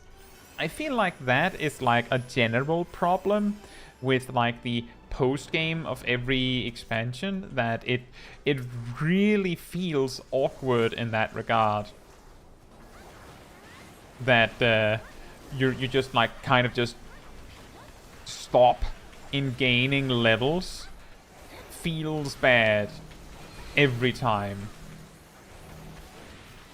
Can I perhaps finish my perfect balance before I have to deal with this?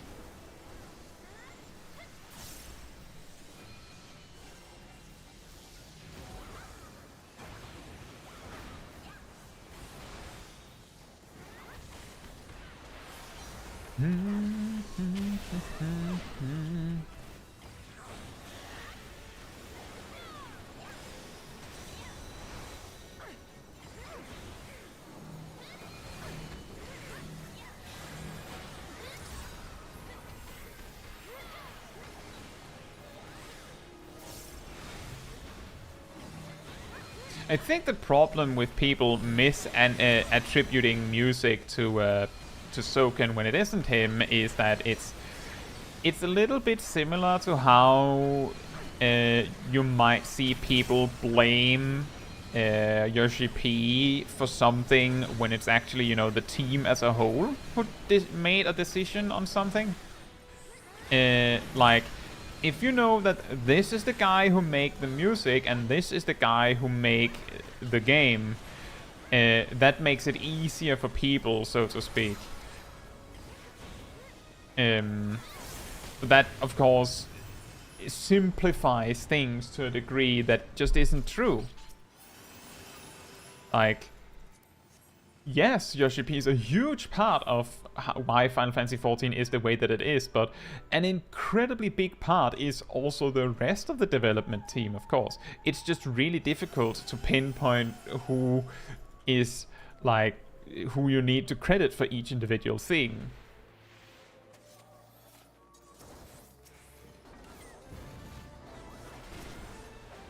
So I suppose, like, the thing is that it means that, for example, Soken becomes synonymous with whoever made the music for this thing, whoever made the music for this thing.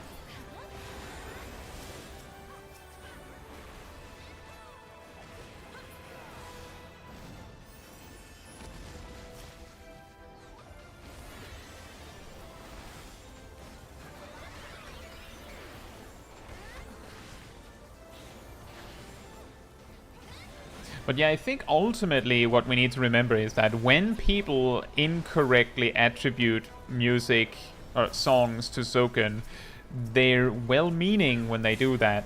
They're not like trying to steal someone else's glory. It's just they just want to say that it's good.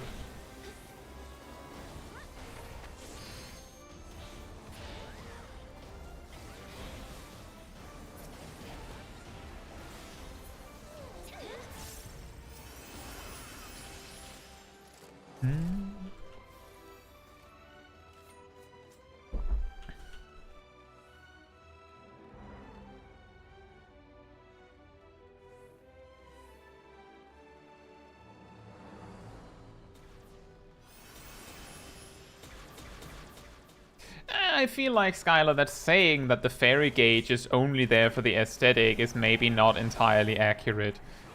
But I get the joke of it. But the fairy gauge is just really difficult to use efficiently.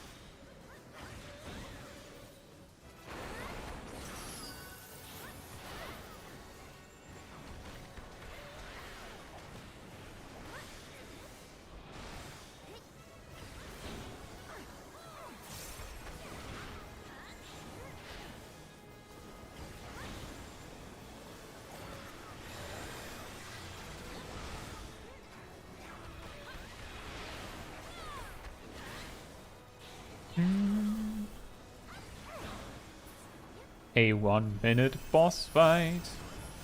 Another 1-minute boss fight.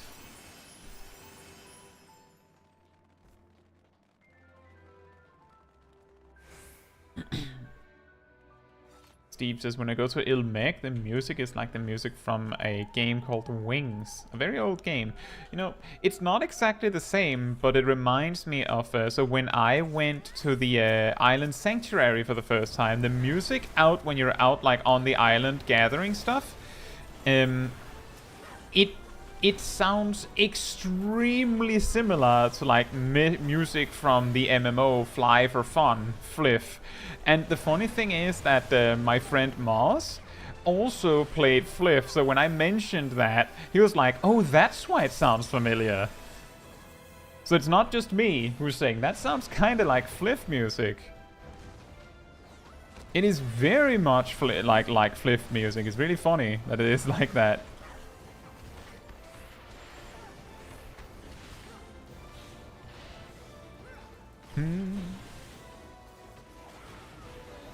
Yeah, exactly. FFXIV was technically an MMO of all time. I never got like super far in the game. It was too grindy for me, but it was like it was good fun when I played it. Like it was an okay like time to play.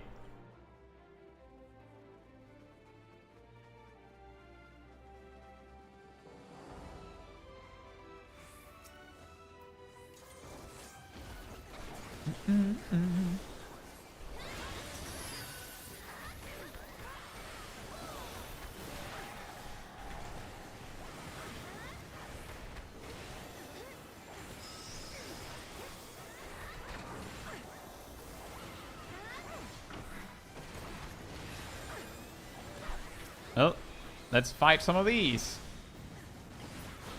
It's the slimy boys. They're dead now.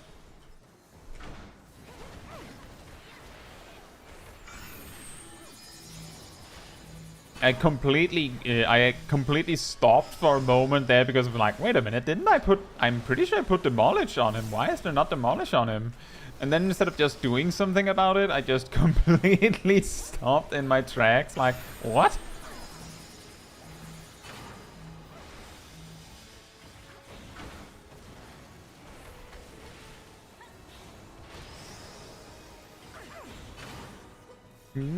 Oh. Oh. Yep, that's how we're freezing, apparently. Stop dance!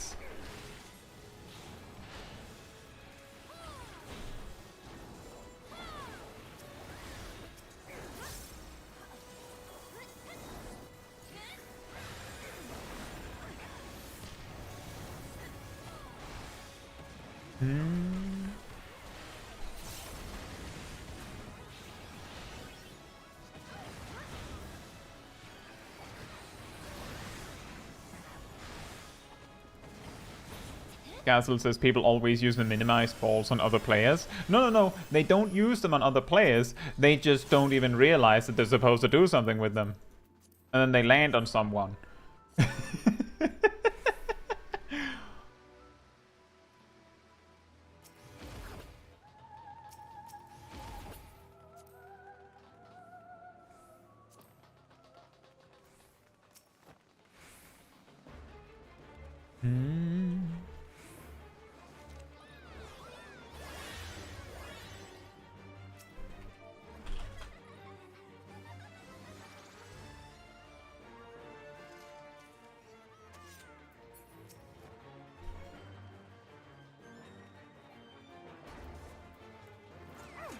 Something that might be worth considering, Rost, when comparing Crystal Tower against the other Alliance raids, is that originally Alliance raids had 2 tanks in each party. So if some of the balance in the Alliance raids feels weirdly off, that might be part of the reason.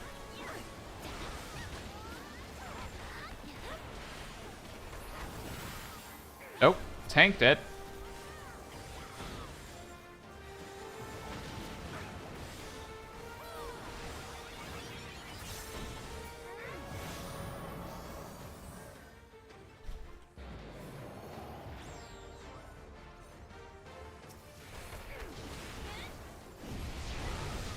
But yeah, it's okay. The main thing that I've heard people complain about with the Crystal Tower series is mainly that they don't get to experience it because it's too easy. And I feel like that's generally a good thing, right? Like if people are actually mad that they don't get to play the game, like that, I feel like that's like overall a win. Like a weird kind of win, but a win nonetheless.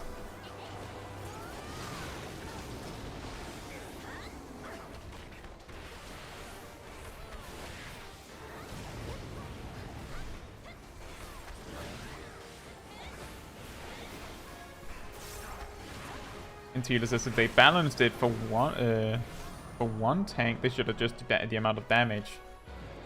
If they balanced it... Well, what I'm talking about is that in A Realm Reborn, Alliance raids had 2 tanks in each party. I've at least been told as much because I wasn't there.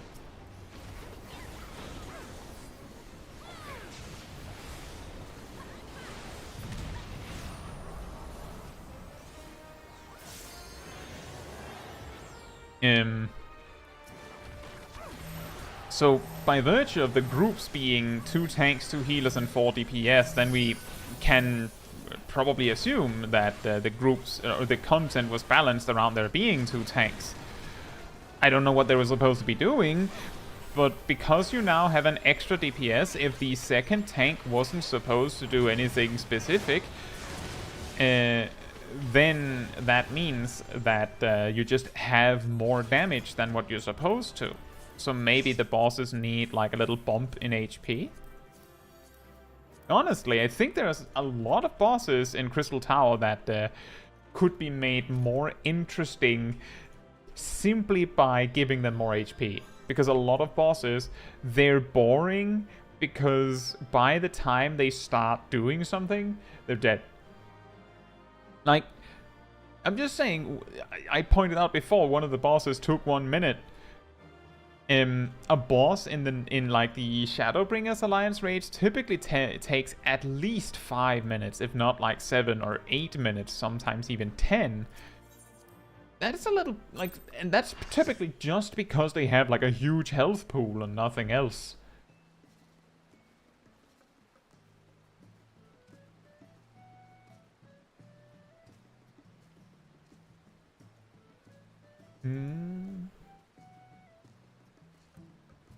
It's the near jank. Well, it's complicated because the thing is, I've actually had a decently fast Puppet's Bunker run somewhat recently, and the only difference between that Puppet's Bunker run and the other Puppet's Bunker runs I've had recently, because you can surely imagine I've had a lot of those in my Alliance raid roulettes, given that they never appear. But compared to what it typically is, like, very few people died. Because usually the problem with the near raids, for example, or the Heavensward Alliance raids, or the Stormblood Alliance raids for that matter, is that there's a lot of people dying to dumb stuff. A lot of people just not doing the mechanic right for whatever reason, which greatly extends the length of the fights. And then we circle back around and go, it's really annoying that these Alliance raids take an eternity to finish, when in reality the reason for that is that people don't really do them, so they don't actually know how you're supposed to do them. And that is really ironic when we remember that to some degree most people don't even know how to do the Crystal Tower raids. Like, you might think that we know how to do the Crystal Tower raids, but in reality, it's more so that many of the fights are resolved by a miracle before stuff starts to get out of hand.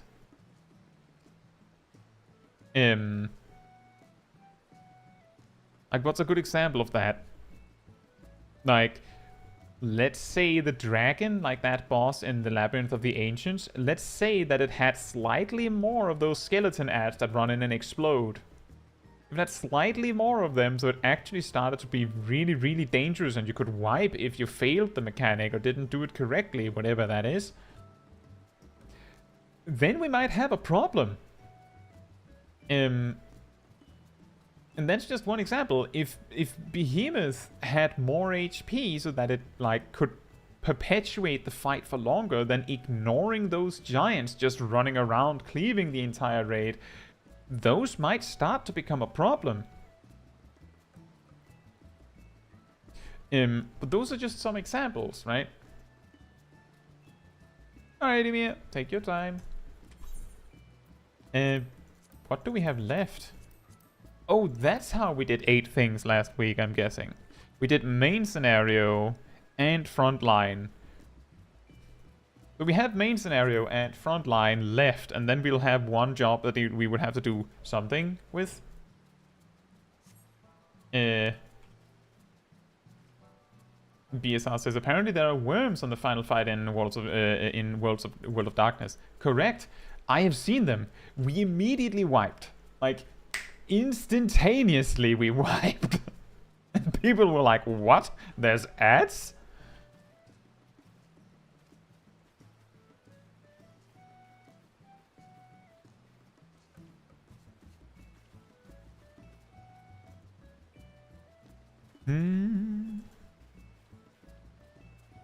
P12S with the final job. We can do P12N with the final job, but not S. That's maybe a little. That's maybe pushing it.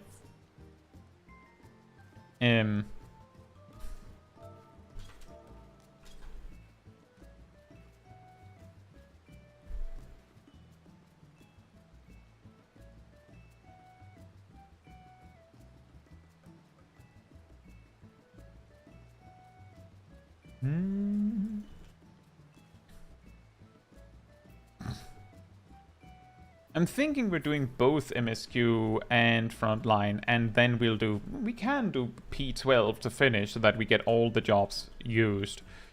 That means that we will have... How about we do MSQ first then, and then we'll do frontline, and then we'll do P12 with those that want to join up. Then we'll be like 4 players, then as many as people want, and then we do something that is 8 players of those that want to. But we'll start with MSQ Roulette. So those that actually want to do MSQ Roulette with me, come over here. I'll not be surprised if no one wants it. But I hope some people want it. Of course, this one.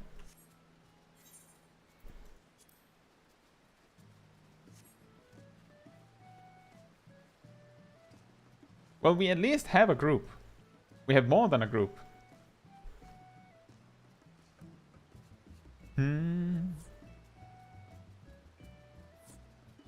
Oh. See, Gazel also wants to come. Anyone that is in the group right now that doesn't mind sitting out. Oh.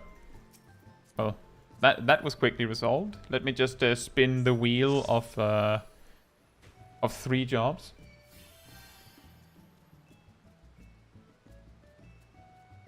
Machinist. Well, Machinist is we're finishing with 2 healers. Great. I mean, if we have a lot of people that are just hanging out. If you all want to do a different roulette while we're doing this, you can do that.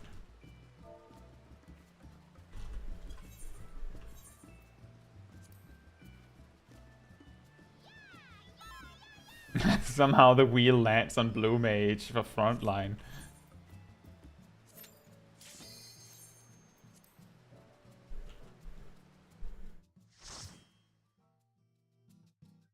Which one are we getting?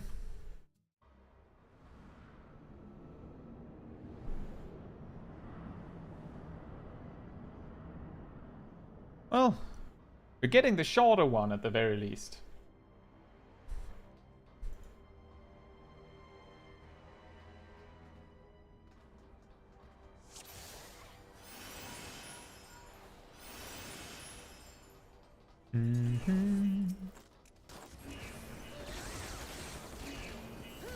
I could have sprinted sooner there.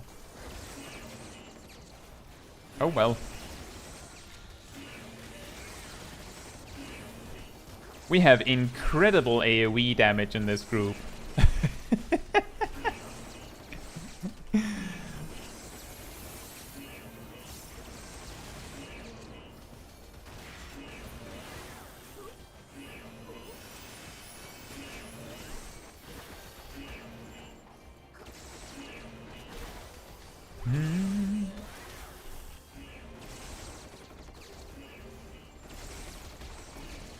More bullets! More gun! If Gassel was a sage, we would have been full gun. We're almost full gun. Gun?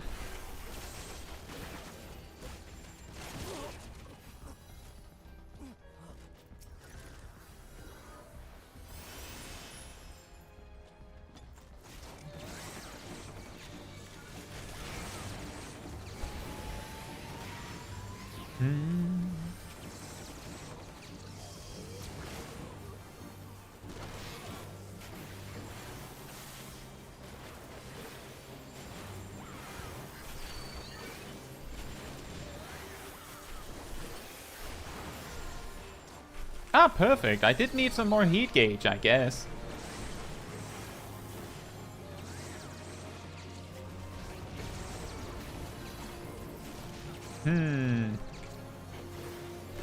Frontline is going to be awkward with if we get Astrologian or Sage. I've not done very much Frontline with either of them.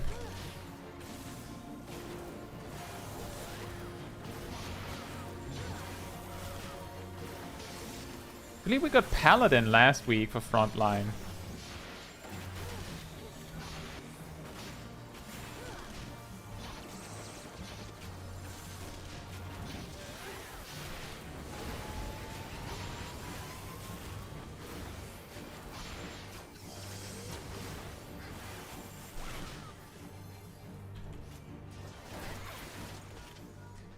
We did the thing!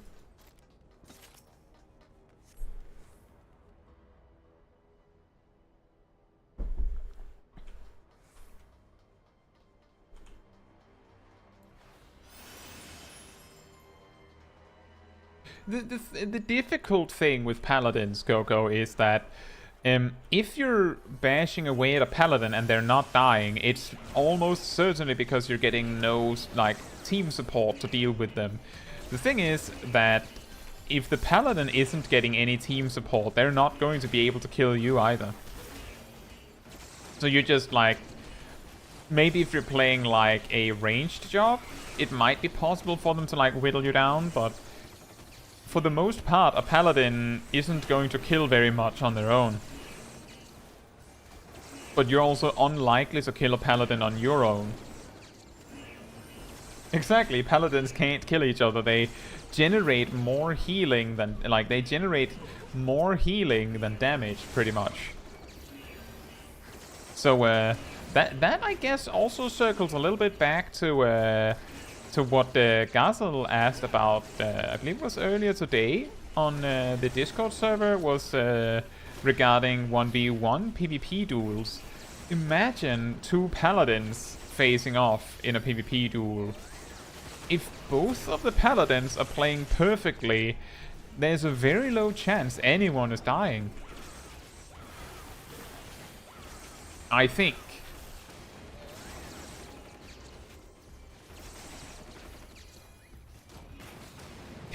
Coco says, had a group of 6 run down a single Paladin and he ran away and survived. Well, you might have seen me last week where I repeatedly just jumped off of randoms on the street with my dash and just escaped many times death when I wasn't supposed to get away.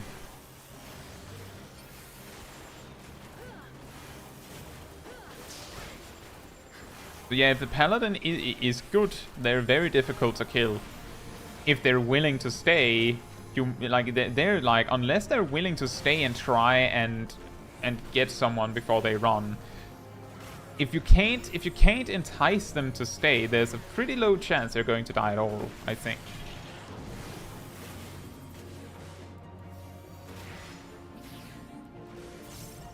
Just find a void and rescue them inside. I mean, yeah. I guess.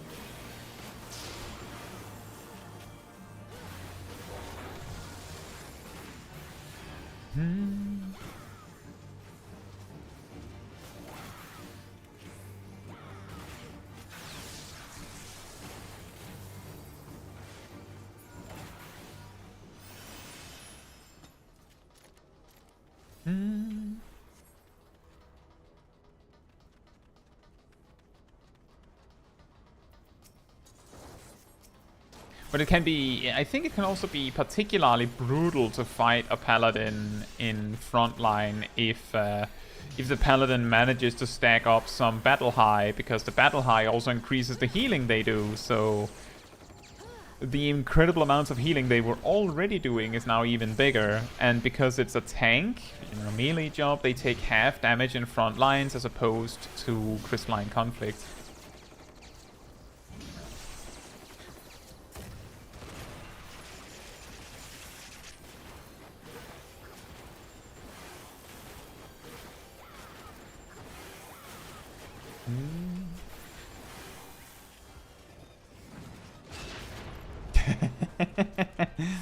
Indeed, Titus.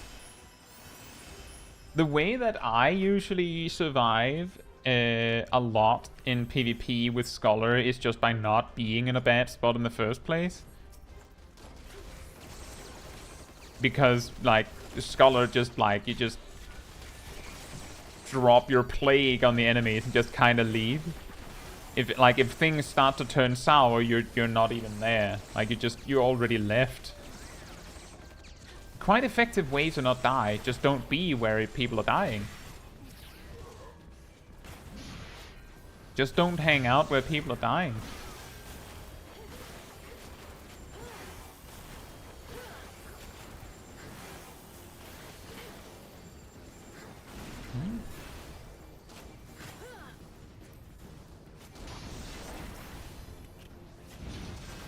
I'm generating battery.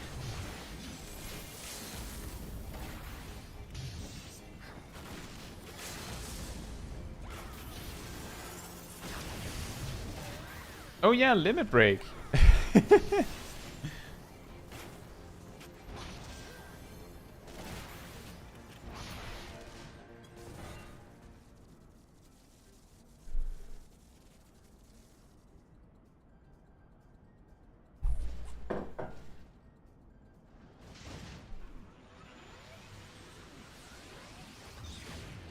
I wonder what the fastest, like the group composition for Castro Meridianum, what the fastest normal group composition would be to clear it.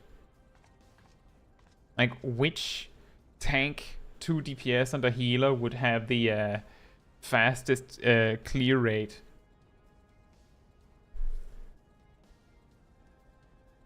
And I'm guessing that Scholar might be the strongest among the healers. I don't know if it would include Dancer necessarily. It could. It could.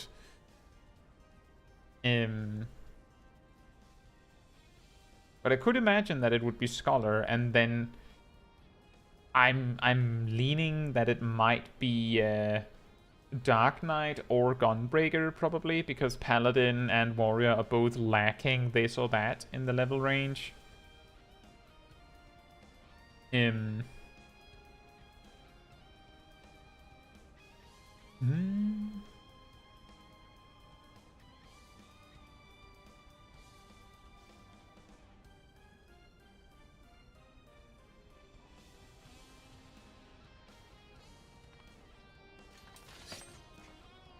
I don't know. I don't understand quite what you mean, Titus. You have a solo person and you're going white mage since you otherwise need a whole party? What?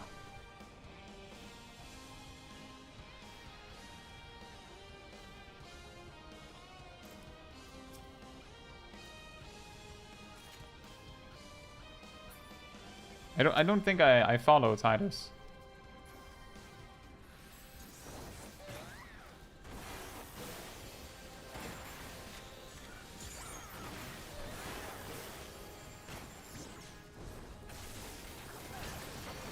I messed up that wildfire.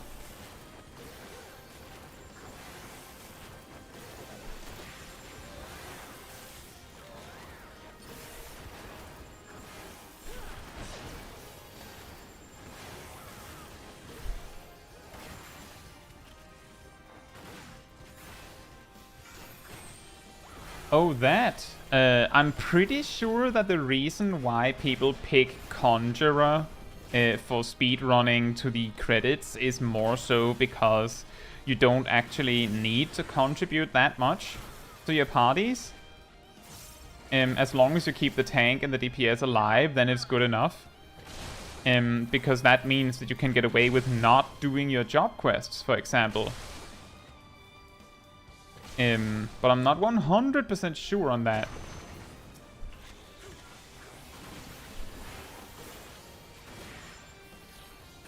But if you're actually going solo, then I'll have you know that it is very likely that the only job that can solo this particular dungeon synced might be Scholar.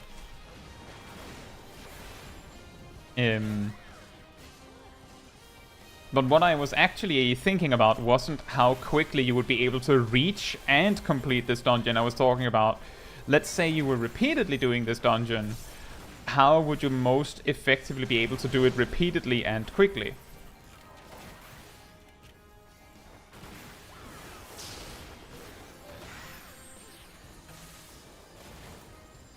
Which is mildly significant because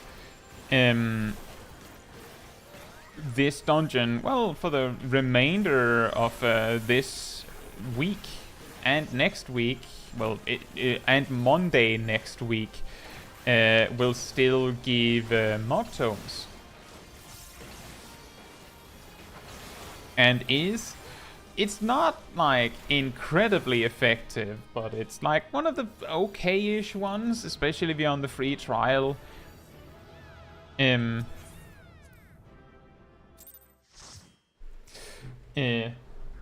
So it might be interesting to know how do damage buffs affect Automaton Queen. I believe that Automaton Queen just scales with the damage buffs you have in real time. So if you have Divination for the first 10 seconds of Automaton Queen, then Automaton Queen benefits from Divination for the first 10 seconds.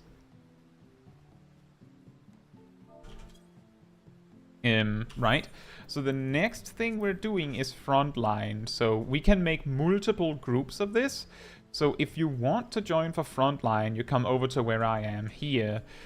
And then we'll figure out putting together groups so that as many people can come along as possible. But while you figure out whether you want to come or not, I'll be right back.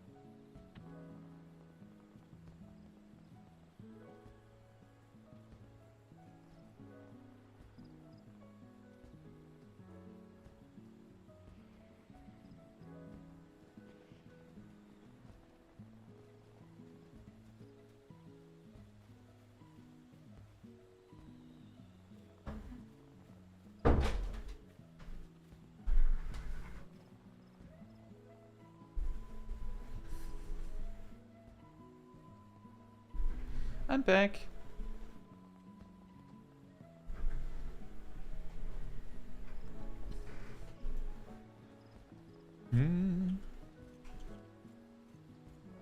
No chaos then. So no chaos. Right. Who's going to be the unlucky job? Well, unlucky job. Well, that means we're doing Astrologian in Frontline and we're doing Sage in P12. And yes, I am going to spin this. I am going to spin it. I will have to go to Wolf's Den Pier to figure out how my hotbars are for Astrologian, because I've basically never played Astrologian in PvP. So I need to check, but I have a feeling that Arya is working on something.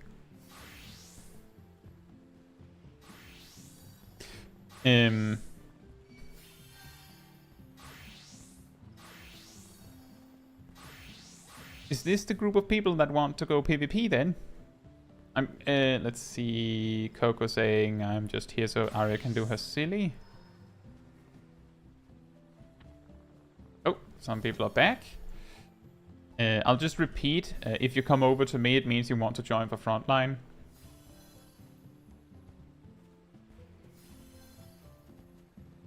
So we'll figure out who wants to come along. I'm pretty confident Arya does not want to come, but I'm guessing she's doing some GPO stuff. It sounded like Coco also does not want to come. And if that is true, then it means that we have Aradils, Intila, maybe Felcleave, maybe BSR. I don't know. If you're only 6 people, then it would make better sense to be 3 and 3.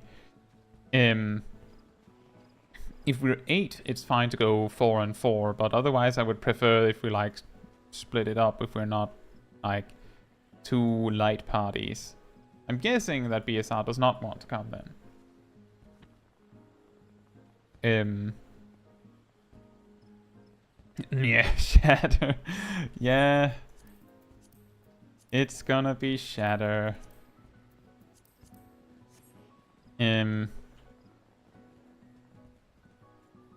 So,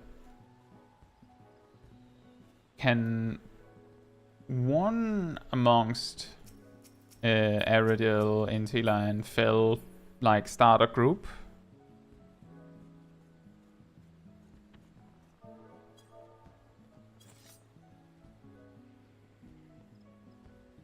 You just want to make sure that and then hopefully we land on the same team.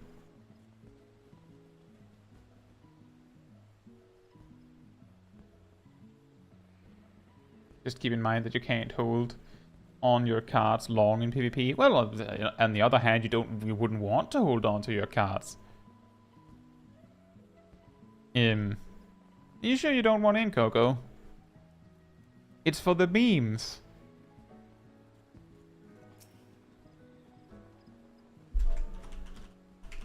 It's for the memes. It's for the funnies and the memes. It's for the fire and flames.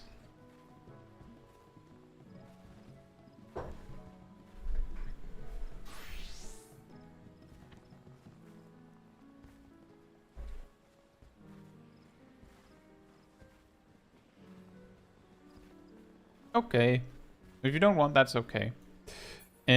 I will teleport to Wolf's Den Pier real quick. I just need to check that my hotbars are actually in order. I'll come back before I queue. Don't worry, I'll come back before I queue. I just need to make sure that my hotbars are actually working before I queue. Emir says, can you wait 2 minutes? Yes, we can wait 2 minutes. Absolutely. Especially if you want to come along, Emir. Intila says, if we're doing 4 and 3, wouldn't it be better to do a single group? No, because you can only queue with 4 people at a time. So what we're going to do is I'm going to say a time where I'm going to queue. And And if we all click Q at click join at the same time, we're basically 100% chance of landing in the same match. We might not actually land in the same team, but we're going to land in the same match, which is better than nothing. We cannot do we can't do a guaranteed 8-man team. But we might be able to. We might land on the same team. Maybe. Let me see. Your draw can become this, or this. Well, there's certainly a difference in power here. Exactly, we can scuff an 8-man. And then there's the double cast thing and Macrocosmos. And Macrocosmos is a really short cooldown, so I should be using that very often.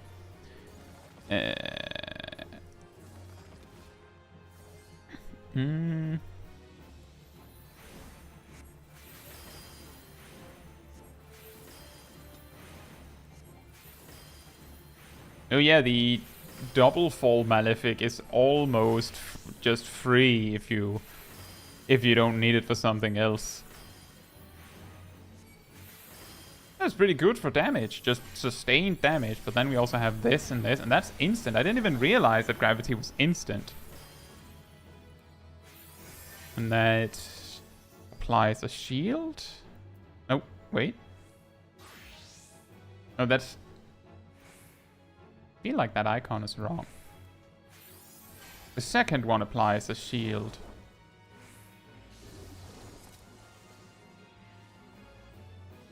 And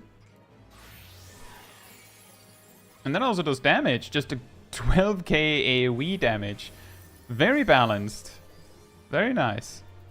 And that is like an AoE version of Monk's Riddle of Earth. We have the card for 15 seconds and the new card comes after 20, so we can basically almost use them whenever we want. Right, I'm coming back.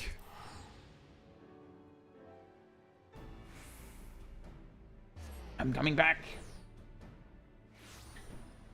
Enjoy, Titus. I guess I'm off to the belly. Are you in World of Darkness? I'll just wait until everyone's back here again.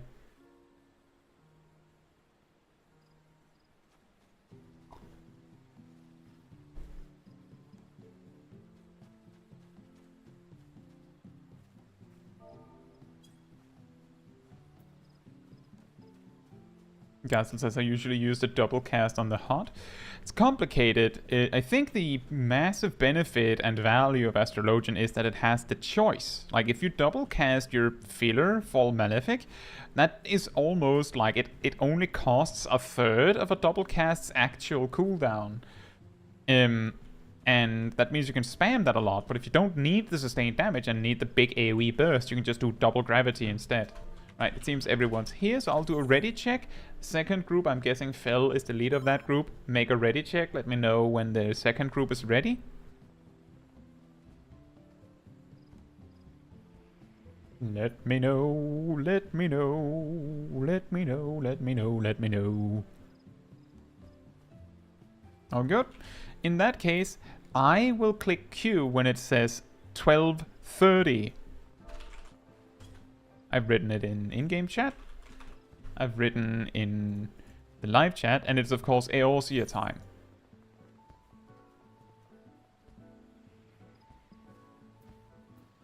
So you just click join at that same moment as me. So almost, and now. Ultimately, it's just the 30 that matters.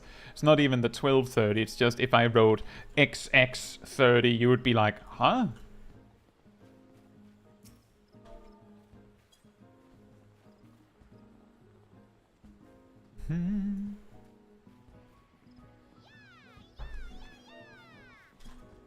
I'm glad to see that you stayed, Lala, Orion. Not so much because there's like specifically any reason to stay, Lalafell, but more so that it seems like you're happy with your change.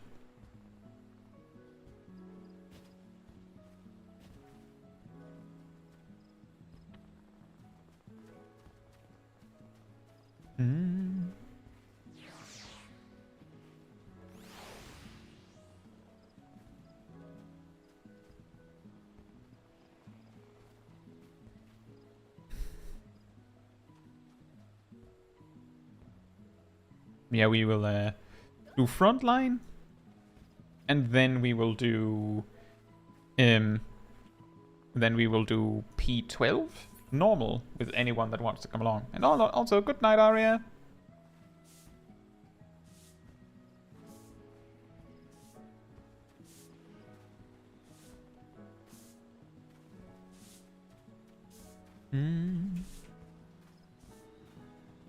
Is the queue for Frontline just dead on Saturday? Saturday, not to be confused with Saturday.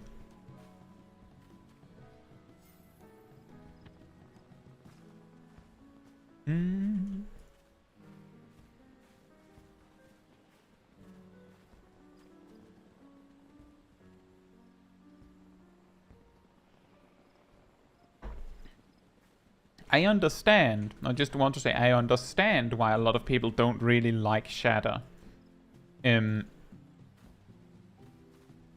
It's the thing is that there's like a bunch of things. Shatter shouldn't be as bad as it is necessarily, but it's like a combination of factors that makes it kinda the first thing being that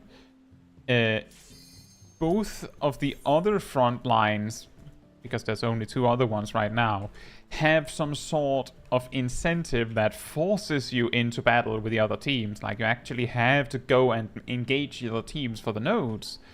This is especially the case for Unsalakaya, since the instant that a node has been captured, you no longer have a reason to be there.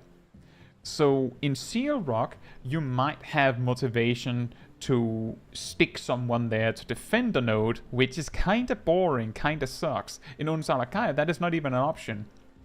The closest you get to that is people camping a node before it spawns, but that is somehow inherently like an aggressive move rather than a defensive move, at least in my optics. And the problem with Shatter is that I feel like typically the team that wins is often the team that engages the most, fights over the big crystals and stuff like that. But we didn't get the same team. Well, in that case, bring out your KD ratios, because that means you have an opportunity to kill me. I'm a healer, so I'm surely easy to snipe.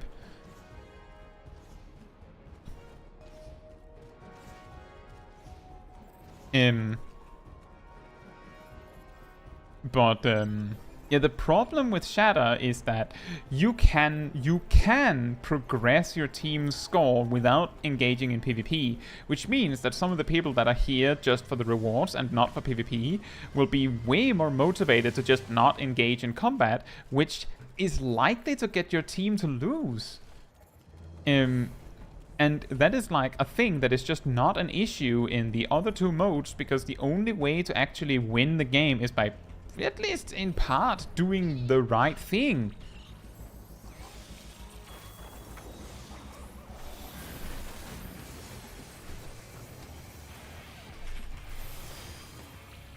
Aw.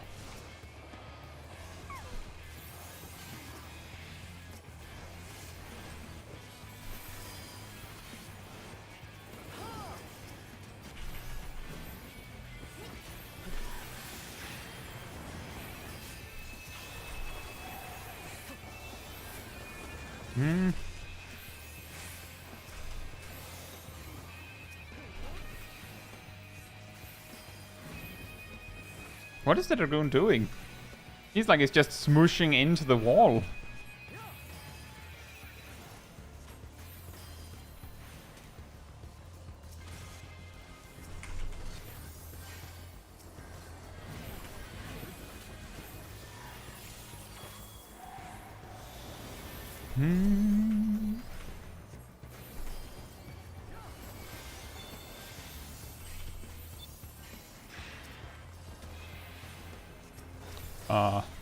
Well, I'm out of tools.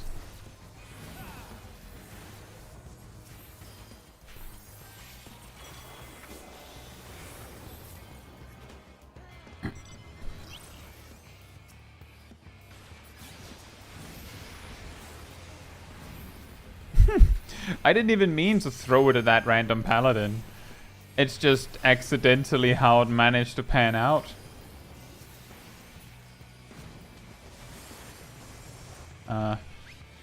It's a big crystal in the southeast.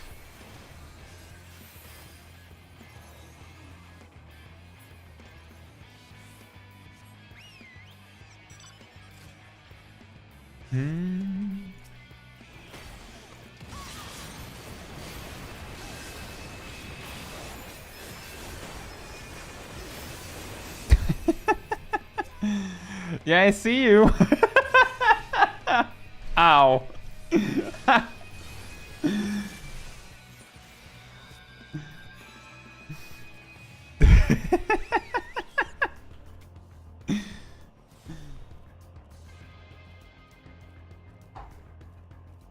Isn't it wonderful to play fight with friends?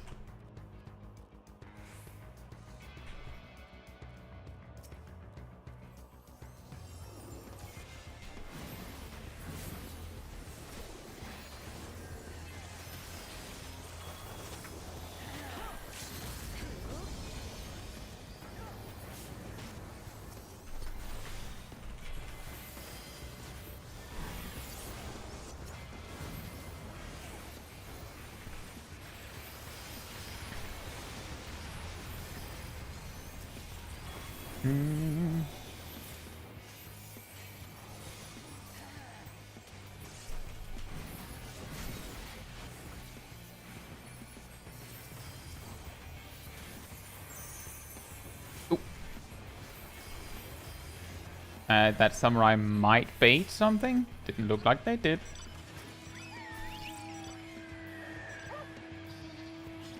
Doing frontline with 71 friends would be interesting. Yes, let me just grab my 71 friends real quick. But yeah, that is true. That would be interesting to have like a sort of like a ranked mode. Where you had like entire teams. It reminds me of in World of Warcraft there's this thing called raided battlegrounds. Which is basically like ranked frontline in a way. Although battlegrounds in World of Warcraft are 2 teams. So it's usually a little less mega chaos.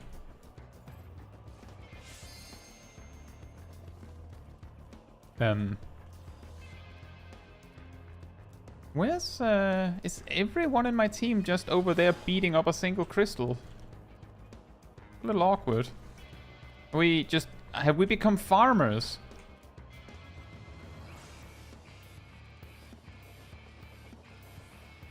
My team is apparently like a group of peons. Work, work. Ah.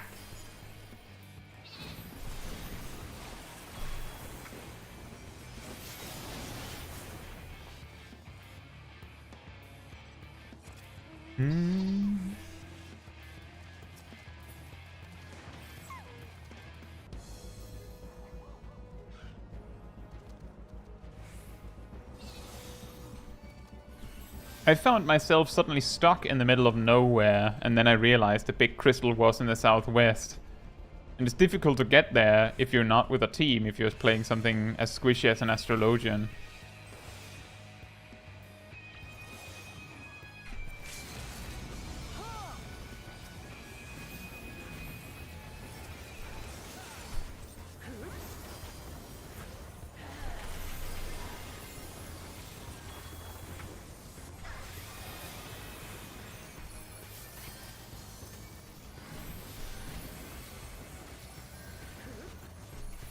Hmm.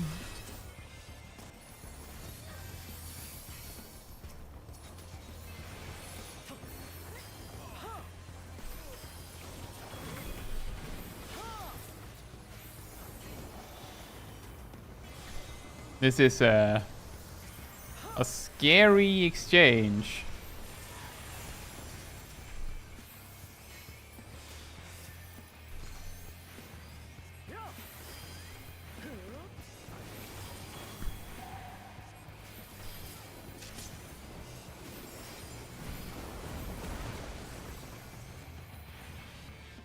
Oh.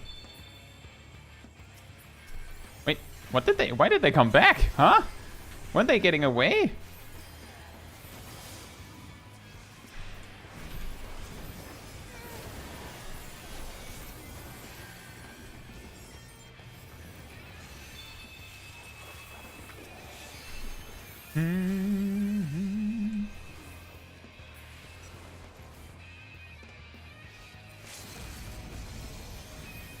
Why is it we're running away from them? It's because of that machinist. I'm guessing it's because the machinist is intimidating then.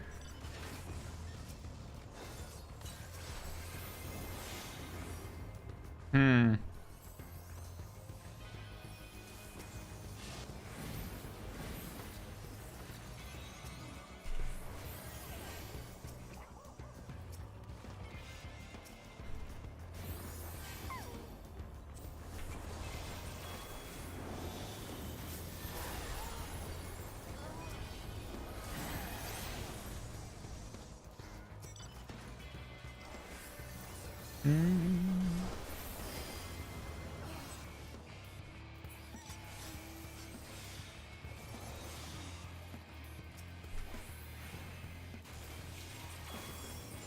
Nope.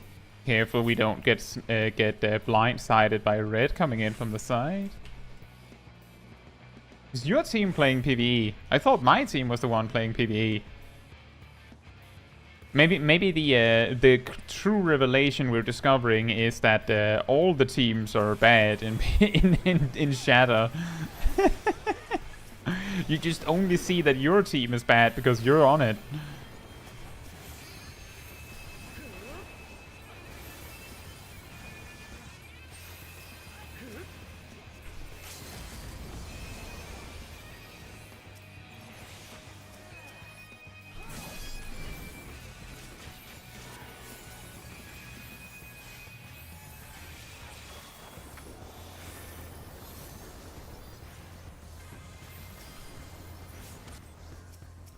Oh, and red coming in.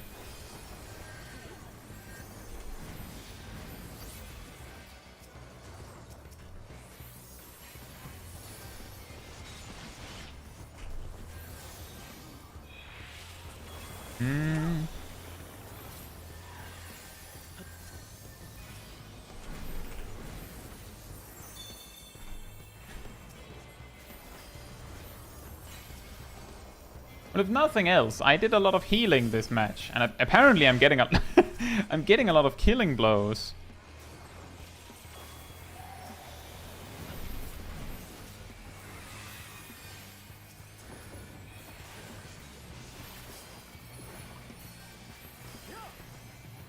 Can we get the Reaper?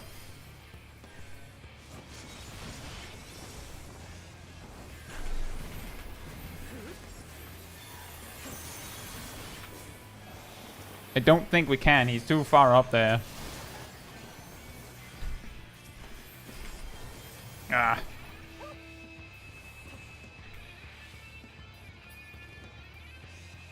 It's a lot of death. I can't save all that.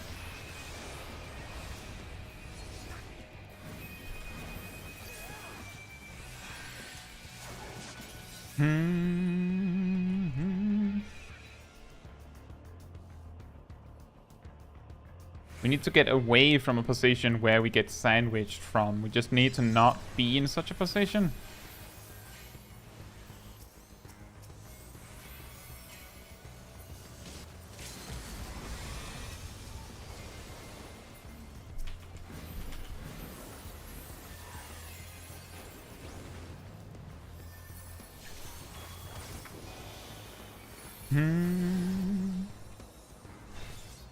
Oh, and here comes yellow with that Reaper again.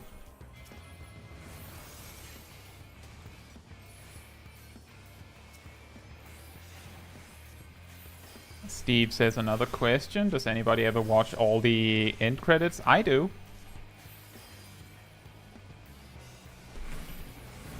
I actually do. We've actually, on every, like on the Small Kai stream series, the Rewind Replay stuff, we always watch the end credits.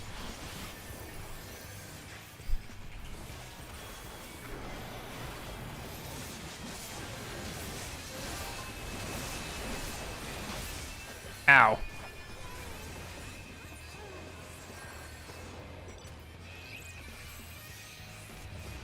And I also watched them for Shadowbringers and for Endwalker on my main. At least Shadowbringers and Endwalker. I don't think I did for expansions before that.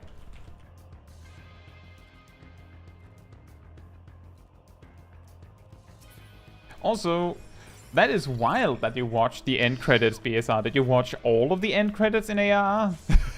All of them?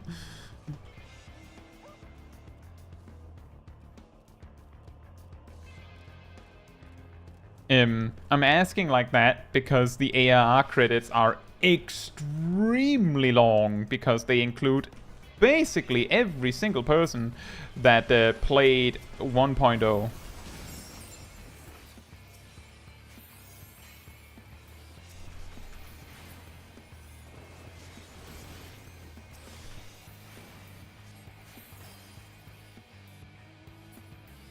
I'm not saying that you didn't. I'm just saying that it's very impressive, those that have watched them.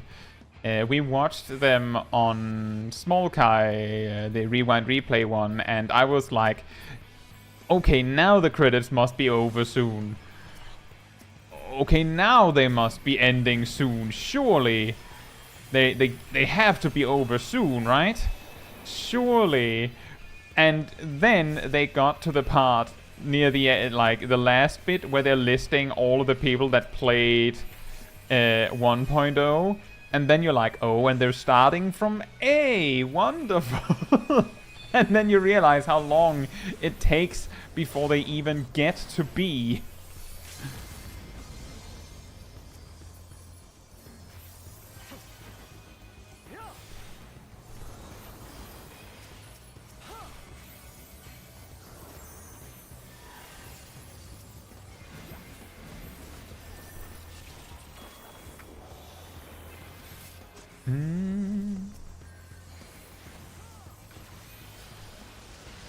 Ow. Yeah, this match is over the instant that crystal explodes.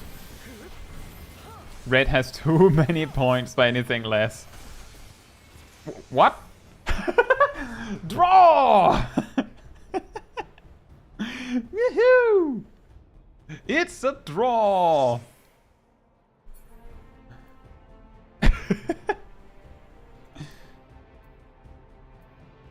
Well, I feel like I topped my own personal record for something, at least. I don't think I've ever healed over 1 million in a single frontline match. I don't think, at least not as like a healer. If I've healed for that much, it has usually been because I was like battle high 5 and just recuperating like a crazy person. Because that can quickly add up. I also want to say 6 kills as an astrologian. I don't know how I managed that, but it feels like that was like suddenly just stopped.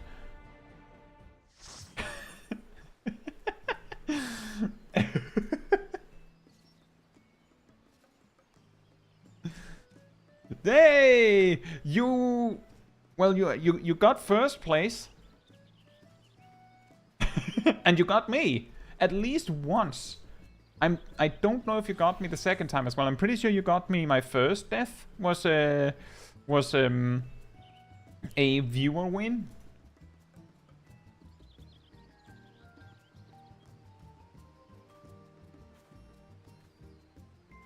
I didn't realize it was you until you died there. Well, The thing is, I didn't realize, like, I had a hard time seeing who it was that killed me, but then I saw someone that I was pretty sure was Phil, and then I saw someone that I was absolutely sure was Aradel. I was like, oh, it's you two. Gazel born on damage. That's something.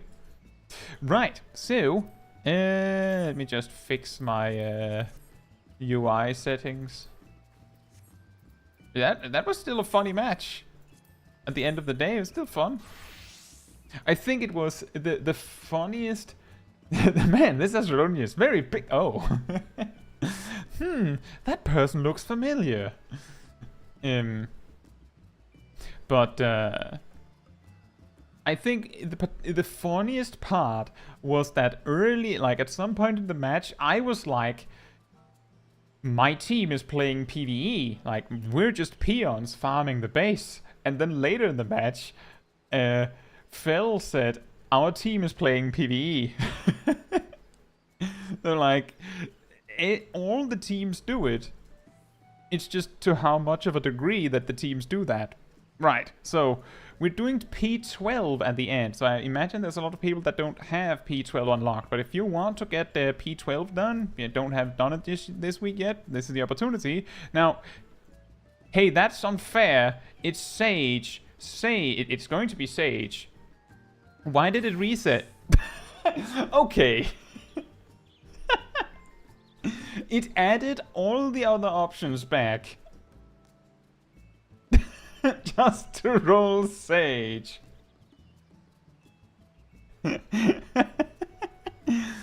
Right. P12 is 90. It's the final boss of the current raid. So if you want to join for P12, you come over to me over here. It's just normal version.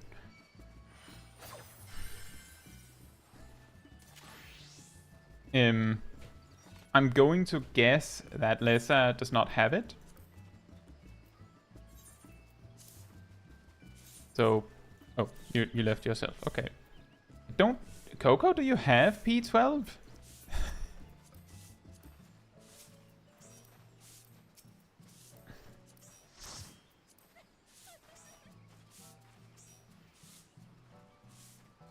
We still have 2 spots if there's anyone else that want to come along.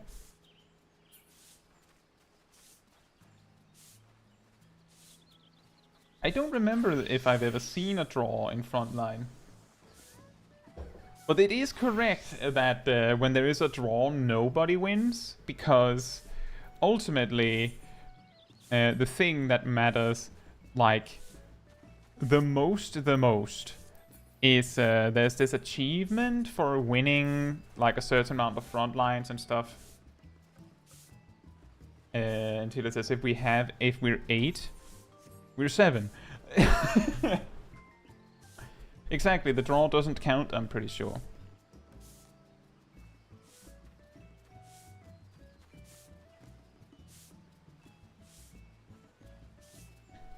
Wait, I don't think we have an 8th person.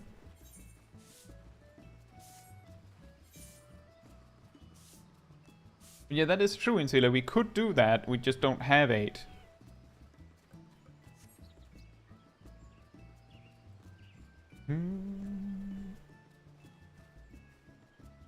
We have actually used that for roulettes previously. It seems we're 7. That is understandable. It's not everyone that has it unlocked.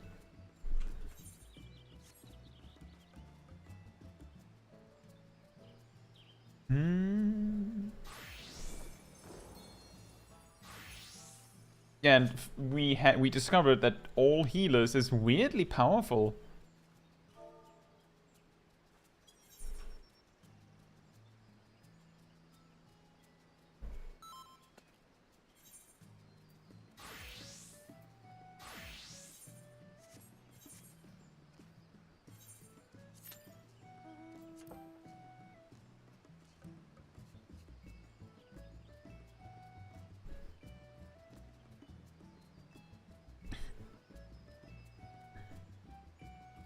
Oh yeah, that is true. There's at least some people here in the group that knows how to do like the proper optimal opener. So maybe there's some advantage to doing that.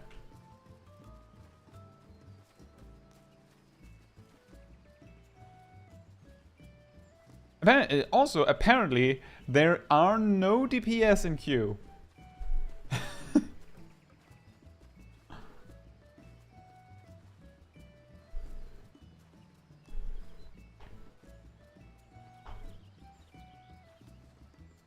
Yeah, as you know, in Final Fantasy XIV, the reason why they keep adding more and more DPS jobs to the game is because they just can't convince players to try them.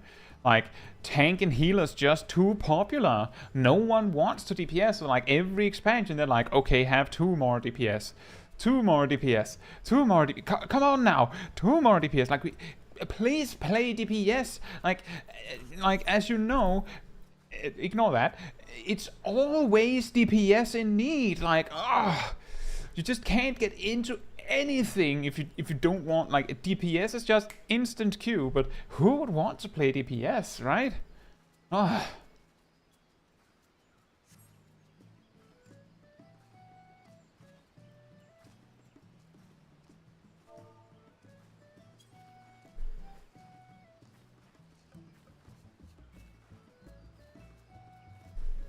I'm just saying, because Phil said in party chat, everyone loves hitting one button as healer. Just saying, if there was a DPS job that could do maximum damage by just mashing one and nothing else, but it did the most damage, people would play it.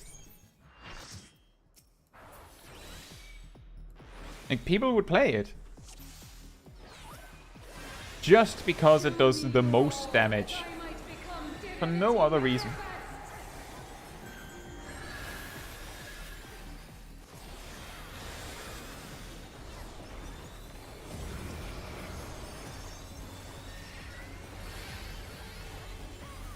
You cannot escape my eternal gaze.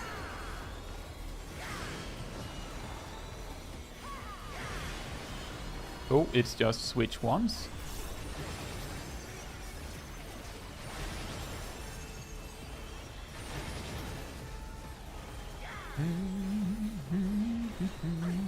From nothing I mold life. She molds life from nothing. If you ignore the part where she uses something.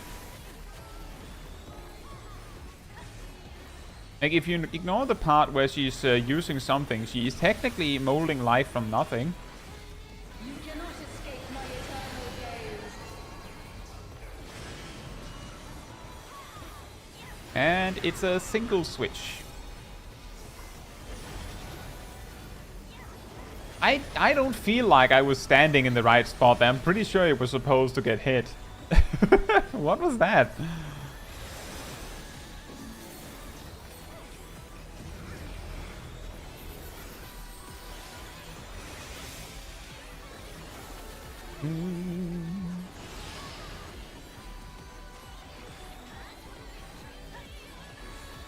Oh yeah, for those that don't remember, if I remember correctly, the intermission on the normal version of this boss at least, happens like very shortly after the 2-minute burst. Like, right, just exactly close enough that it is really annoying.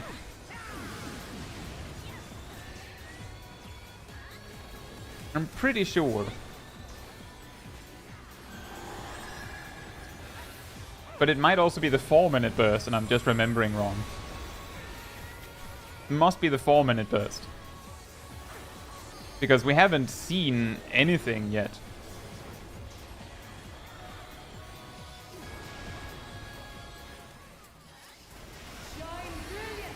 Oh, that's the knockback.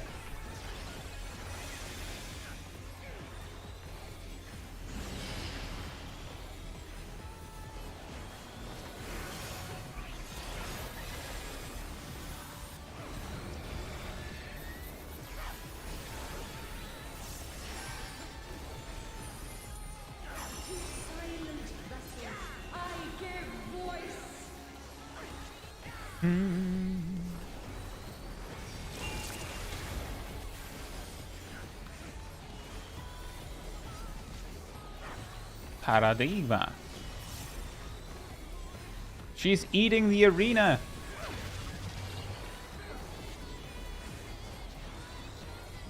You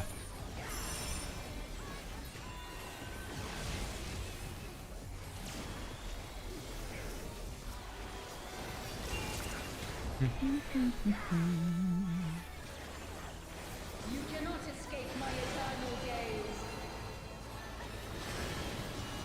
It's just a one switch, but it's after the second hit.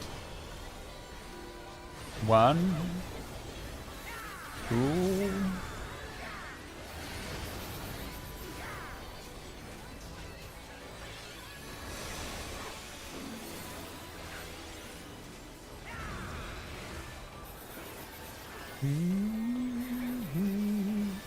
This is but a glimpse of a god's strength. Here it comes.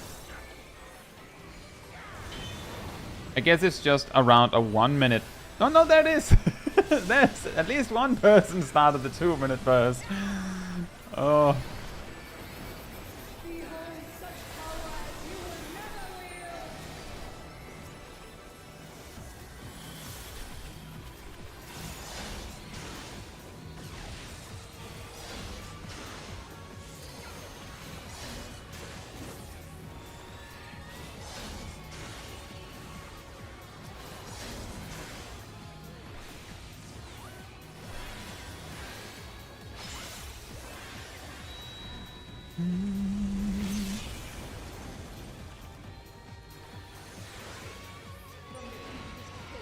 Seven hells to the pinnacle of the heavens, the world shall tremble! The world shall tremble! Tremble! Well, yeah, I mean, that works, Phil, given that we have 2 monks. Maybe the other monk will use theirs with the rest of the raid buffs. Chains are forged from the fabric of creation. Or wait, weren't there 2 Brotherhood buffs? I feel like there were 2 of the ones that, like, affected the monk. So maybe you both did it?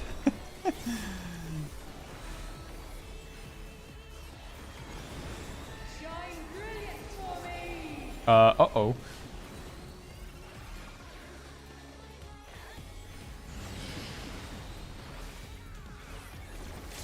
You cannot escape my eternal gaze.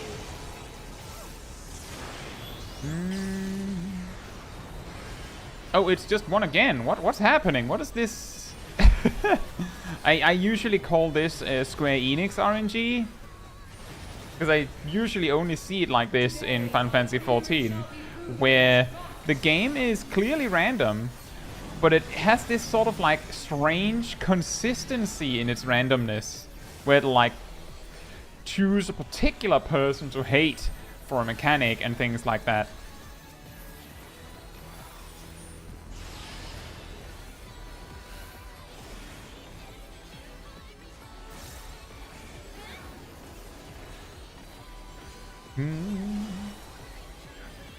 It's very consistent Square Enix RNG. We saw that mechanic quite a few times.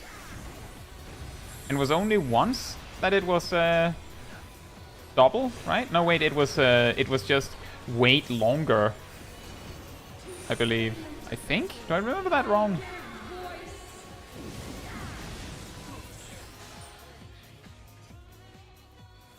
Yeah, exactly. Particular randomness.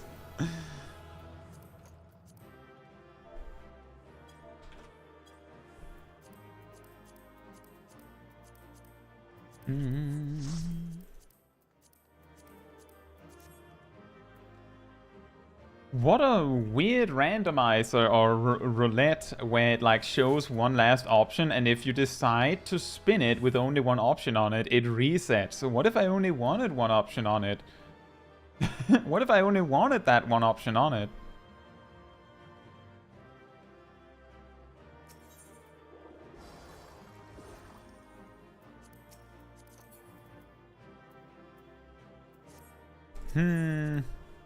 Elsis weirdly overtook that other monk in aggro despite them having better gear.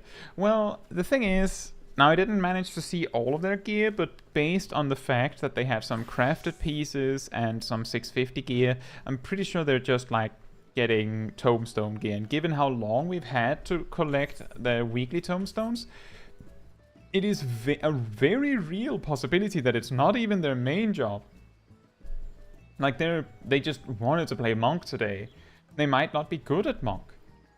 That is funny, but it is very reasonable that it is like that. They were playing well. Well, you were playing better.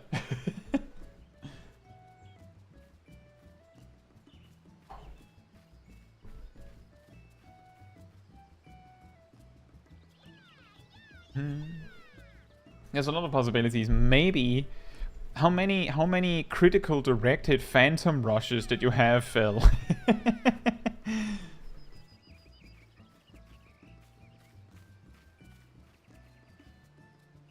But I think that was good overall. We didn't have any deaths, right? Normally when I do it for like the weekly clear, so to speak, we have like at least one person that needs a raise. That was really good. We also used limit break really close to on time, right? There was a death? Wait, who died? Oh. There was one death. The boss.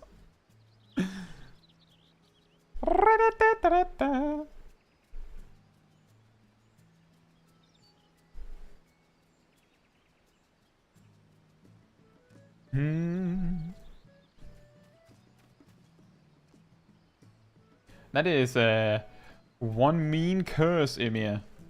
No crit double downs. Meanwhile, all the keen edges. Massive number, like huge numbers that spell out not that much. Just BAM! Nothing happened. Right, so we actually made it through the whole list of jobs. One each for something. Some had a little more screen time than others. Nice in Guildhest and in leveling roulette where we got Garuda. It's really weird that those are in the leveling roulette, but honestly I don't know where else to put them. It doesn't really match with trial roulette, does it? Because it's 4. But part of the reason why I felt like it was probably a good idea to like finish the roulette this week is because, well, later this week we're doing some other stuff, doing more solo challenge, and next week we have new patch, so we're going to, we're going to be doing new patch stuff, so it might be a little bit before we do dailies normally. So we managed to finish this little set of roulettes. But maybe we'll do it differently next time. Maybe I'll do it in a different way next time.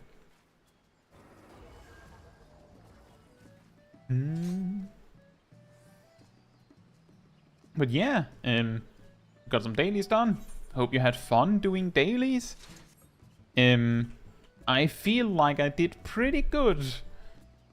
Even when I was a monk or dragoon.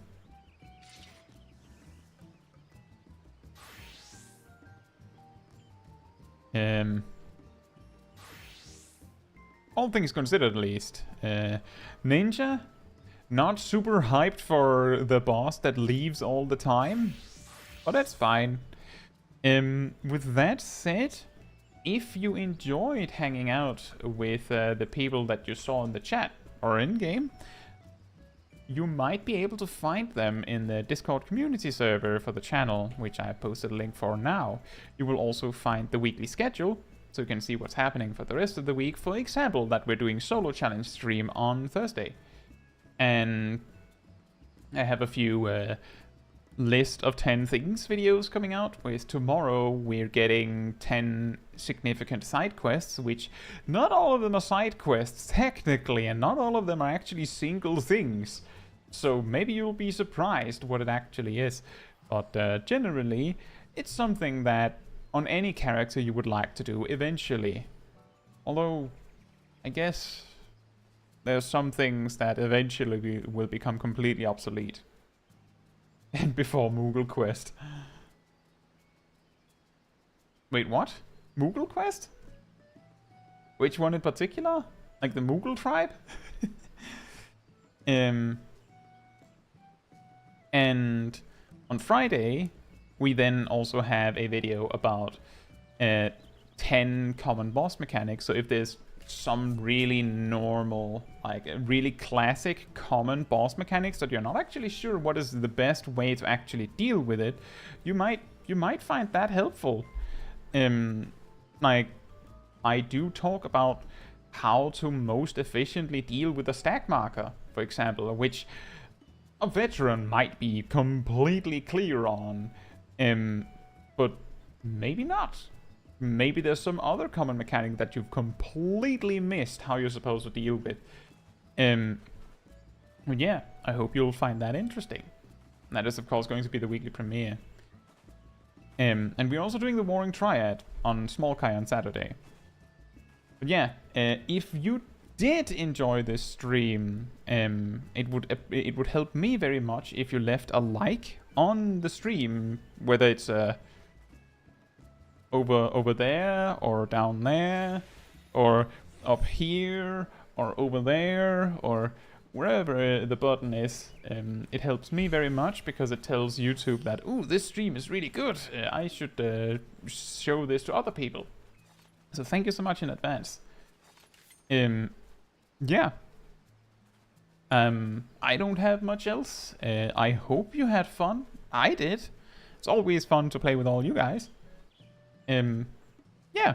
So, with that said, good night, good morning, afternoon, or evening, depending on where you are in the world. And I hope to see you all very soon. Bye-bye.